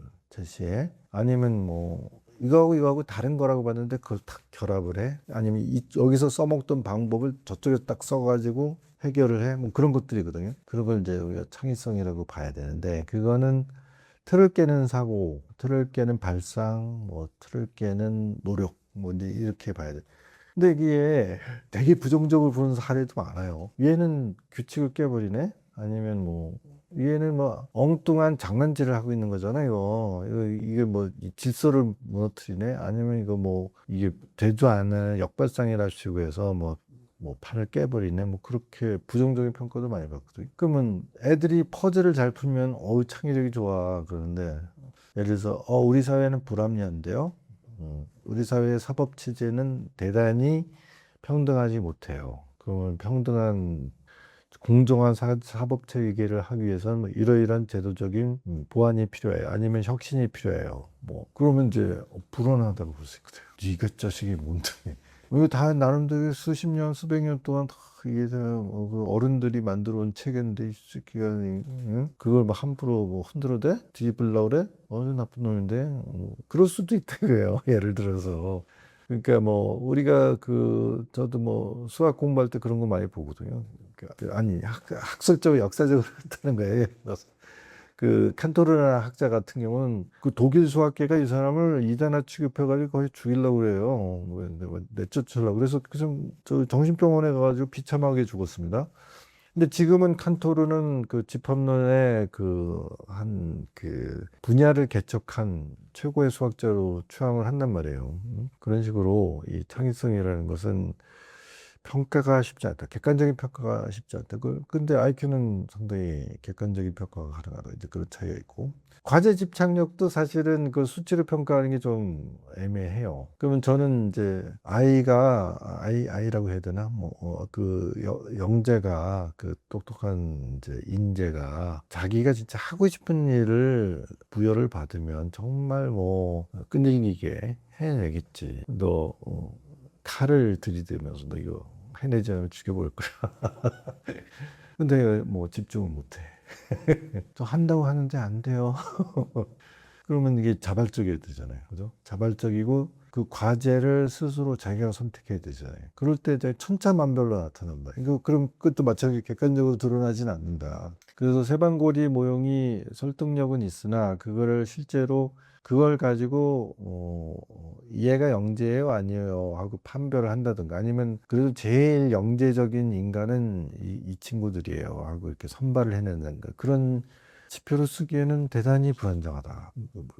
약점이 너무 많다. 객관화시키기 어렵다. 그런 문제가 있기 때문에 세방거리 모형이 우리가 추상적인 개념으로 볼 적에는 상당히 설득력이 있고 뭐 그렇게밖에 안 되겠네라고 생각할지언정 이걸 이제 실제로 이제 정책적인 이제 국가가 이제 영재를 선발해서 길러내고 얘가 진짜로 영재성이 잘 자라고 있느냐 뭐 이런 걸 평가하는 어떤 지표로서는 너무 좀 객관적이지 않고 추상적이고 좀 이렇게 적용하기가 좀 어렵지 않은가 그렇게 보는 겁니다. 그것보다는 사실은 이제 애들이 어느 정도 크면 당연히 뭐 그 세계적인 학회에 뭐 논문이 채택이 됐어요. 그래서 뭐 연간 몇 개의 논문을 세계적인 학회에 게재를 하는데 성공했어요. 그리고 그 논문의 인용 지수가 굉장히 뭐 빠르게 증가하고 있어요. 뭐 그런 등등등등 이렇게 객관적으로 평가할 수 있는 것들이 많이 있을 거 아닙니까? 아니면 뭐 실질적으로 공학 분야에 들어가면은 뭐 세계 최고의 성능을 내는 뭐 엔진을 개발했어요. 뭐 아니면 뭐 소위 피탄 면적이 가장 적은 뭐 스텔스 기능을 이제 구현해냈어요. 아니면 뭐 핵융합을 뭐 해서 뭐 1억도 그 온도를 몇 초 이상 유지하는 데 성공했으면 그런 식의 것들이 사실 평가 지표가 돼야 되겠죠. 그죠? 하나의 그쪽으로. 그런데 이제 그런 사람들이 그런 분야에서 제대로 일어나게 이렇게 잘 이렇게 그 성장 커리어 패스들 같은 것들을 잘 운영하는 데에서는 이런 주관적이거나 아니면 그때그때 달라지는 평가 지표를 사용하는 건 좀 현실적으로 좀 문제가 많다. 저는 그렇게 생각합니다. 그래서 좀 더 뭐 세반골의 어떤 철학 뭐 아니면 담겨져 있는 그 취지는 잘 수용을 하되 조금 현실적으로 조금 더 설득력 있는 지표 아니면 기준 아니면 뭐 평가 시스템 이런 것들은 좀 더 연구가 필요하다. 네, 그렇게 생각합니다. 물론 뭐 제 나름대로 이렇게 돼야 되는 거 아니야 그런 이제 생각들은 아직은 있으지만 아직 좀 설익은 생각이어서 그거는 좀 저도 이제 좀 더 공부하고 아니면 뭐 저 혼자 할 일이 아니라 좀 더 이 분야에 좀 정통한 많은 사람들이 협력을 통해서 좀 더 이제 컨센서스를 만들어내야 된다. 뭐 여론이 좀 형성이 돼야 된다. 근데 그걸 또 해내면 또 사실은 어느 나라보다도 좋은 시스템을 하는데 굉장히 중요한 지표가 되겠죠. 그리고 제가 얘기했던 책무성도 사실 마찬가지예요. 이게 너무 지나치는 이 국소주의가 되는 거 아니겠습니까? 그러니까 이제 어떤 일부는 어쨌든 국가 경쟁력, 뭐 국가의 방위력, 뭐 이런 것들에 실질적인 기여를 해야 되고 어떤 부분은 그거보다 좀 넓은 범위 내에서 정말 뭐 지구적인 전 세계적인 어떤 그런 기여도 해야 될 테고. 이거 뭐 없어도 사실은 뭐라고 할 수는 없는 거죠. 근데 그거 없는 건 너 혼자서 해. 네 노력과 네 재원을 투자해서 네가 해. 뭐 국가가 그것까지 뭐 너의 욕망을 만족시키기 위해서 투자를 해줄 이유가 없겠죠. 하지만 이제 그런 부분은 당연히 지원을 해야 되고 또 그 결과가 실제로 사회를 환원될 수 있는 여러 가지 뭐 장치라고 해야 되나? 제가 그 확인은 못 해봤는데 싱가포르는 예를 들어서 얘네들이 유학을 해서 세계 유수 대학에서 PhD 받으면 대신에 뭐 국가 공무원으로 뭐 10년 정도 봉사해야 된다. 뭐 그런 식의 장치를 두고 있는 것 같아요. 뭐 어떤 의미에서는 취직도 보장됐네 그럴 수도 있고 아니면 이제 그 정도는 내가 하고 나서 그 다음에 뭐 이제 그 자기가 제일 대우를 받는 어떤 직업 선택을 할 수도 있겠죠. 그래서 요번에 그 의료 대란 뭐 내지는 의과대학 뭐 이거 되게 시끄러웠지 않습니까? 그래서 제가 그거 뭐 시끄러운데 저까지 나서서 거기에 논란에 껴들고 뭐 욕을 뭐 얻어먹을 이유는 없지만 그 제 발상은 그래요. 처음에 시작은 왜 지방에서 일할 사람들이 너무 부족해요? 아니면 인기 없는 뭐 그 구급 뭐 의사 뭐 아니면 좀 리스크가 높은 이제 집도 이런 공급이 안 되고 뭐 그런 것들이었잖아요. 그러면 대학에서 이제 의과대학 모집하는 단계에서 조건을 붙이면 되지 않을까 나는 그렇게 생각해요. 자, 이 코스를 딱 선택하면 의사 자격을 얻고 나서 10년간은 지방에서 일해야 돼. 10년간은 인기 없지만 극과에서 일을 해야 돼. 10년간은 이 분야에서 일을 해야 돼. 그 다음에는 의사니까 자유롭게 돈 잘 버는 쪽으로 가도 좋아. 그러면 나는 뭐 필요 없어. 그런 사람은 그런 옵션이 걸려 있자는 의과대학에 가면 될 거 아니에요. 그러면 자기 성적 경쟁을 해서 치열하게 해서 가면 되고 나는 이런 불리한 조건을 감수해. 그래도 난 의사가 되고 싶어. 그런 사람은 그러면 상대적으로 좀 그 소위 수능 점수가 떨어지는 의사가 생길 수도 있겠죠. 하지만 국가적으로는 그런 서비스를 지속할 수 있는 혜택을 얻을 수 있지 않겠어요? 근데 그 사람이 뭐 10년쯤 뒤에 그 의무사항이 딱 풀렸을 때 뭐 경쟁력인 의사가 될지, 그건 각자가 판단하는 거지. 난 그래도 의사가 좋아. 난 그래서 봉사하는 의사가 될 거야. 사람의 생명을 구하는 의사가 될 거야. 그럴 사람은 있지 않겠어요? 근데 그런 사람은 의사가 되면 안 돼. 그걸 누가 얘기할 수 있겠어요? 그 말이 안 되는 거죠. 제가 보기엔 그렇습니다. 그러면 어떻게 보면 해법은 이렇게 풀어나가면 될 것 같은데? 근데 뭐 죽기 살기로. 이게 소위 정권과 의사 집단이 죽기 살기로 너 죽기 아니면 나 죽기다. 그건 아닌 것 같아요. 물론 저는 정부가 훨씬 잘못이 크다고 생각하긴 하지만 그 문제를 풀어나가는 거에 대해서는 의사 집단도 그 해법에 대해서 책임감을 가지고 컨센서스를 만들어서 국민들한테 제시해야 되는 거 아닌가. 그리고 그게 합리적이고 타당하면 서로 받아들이는 게 맞는 게 아닌가, 그렇게 생각합니다. 그래서 얘기가 그쪽으로 좀 가긴 했지만 어쨌든 영재 교육에 있어서는 책무성이 항상 중요한 그 요소로서 대두가 되더라. 그래서 저는 그걸 이제 공적 의식이 있어야 되는 게 아닐까요? 그런 식으로 쭉 펴냈는데 문헌을 보다 보니까 책무성이 그 개념이더라고. 개념이 그렇게 다 나와. 각국에서 다 나와.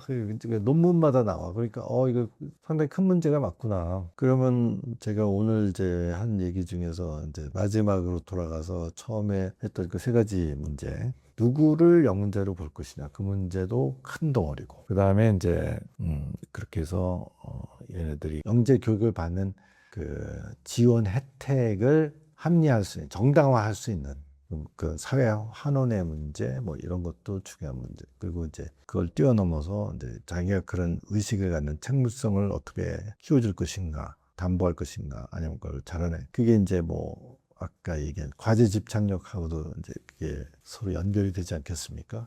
그 문제를 해결하는데 성공하면 어느 나라든 어느 이제 교육기관이든 그 세 문제를 해결하면 성공적인 영재 교육을 할 수 있을 것이다.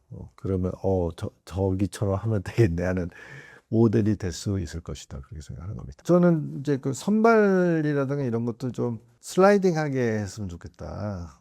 이렇게 기전 설치해가지고 여기는 영재, 여기는 미달, 영재 미달, 그렇게 보지 말고 이렇게 계단을 여러 개를 둬서 얘 여긴 줄 알았는데 사실은 더 높은 수준까지 돼서, 그럼 그 사다리를 타고 올라갈 수 있는 그 여지가 있어야 되고, 이렇게 생각했는데 그 정도 아니면, 그렇다고 해서 난 갖다 버려, 싹을 잘라 버리는 건 아니지만 그러면 그 다음 레벨에서는 제가 역할을 이렇게 오를 수도 있고 내릴 수도 있는 어떤 그런 이제 부드러운 걸 만들어야지, 이렇게 딱 벌어져 가지고 여기까지만 혜택, 여기까지는 내 혜택 못 받아, 그렇게 잔인한 저는 그걸 이제 판별의 문제라고도 얘기하지만 사실은 경계성 딜레마라고 그러거든요.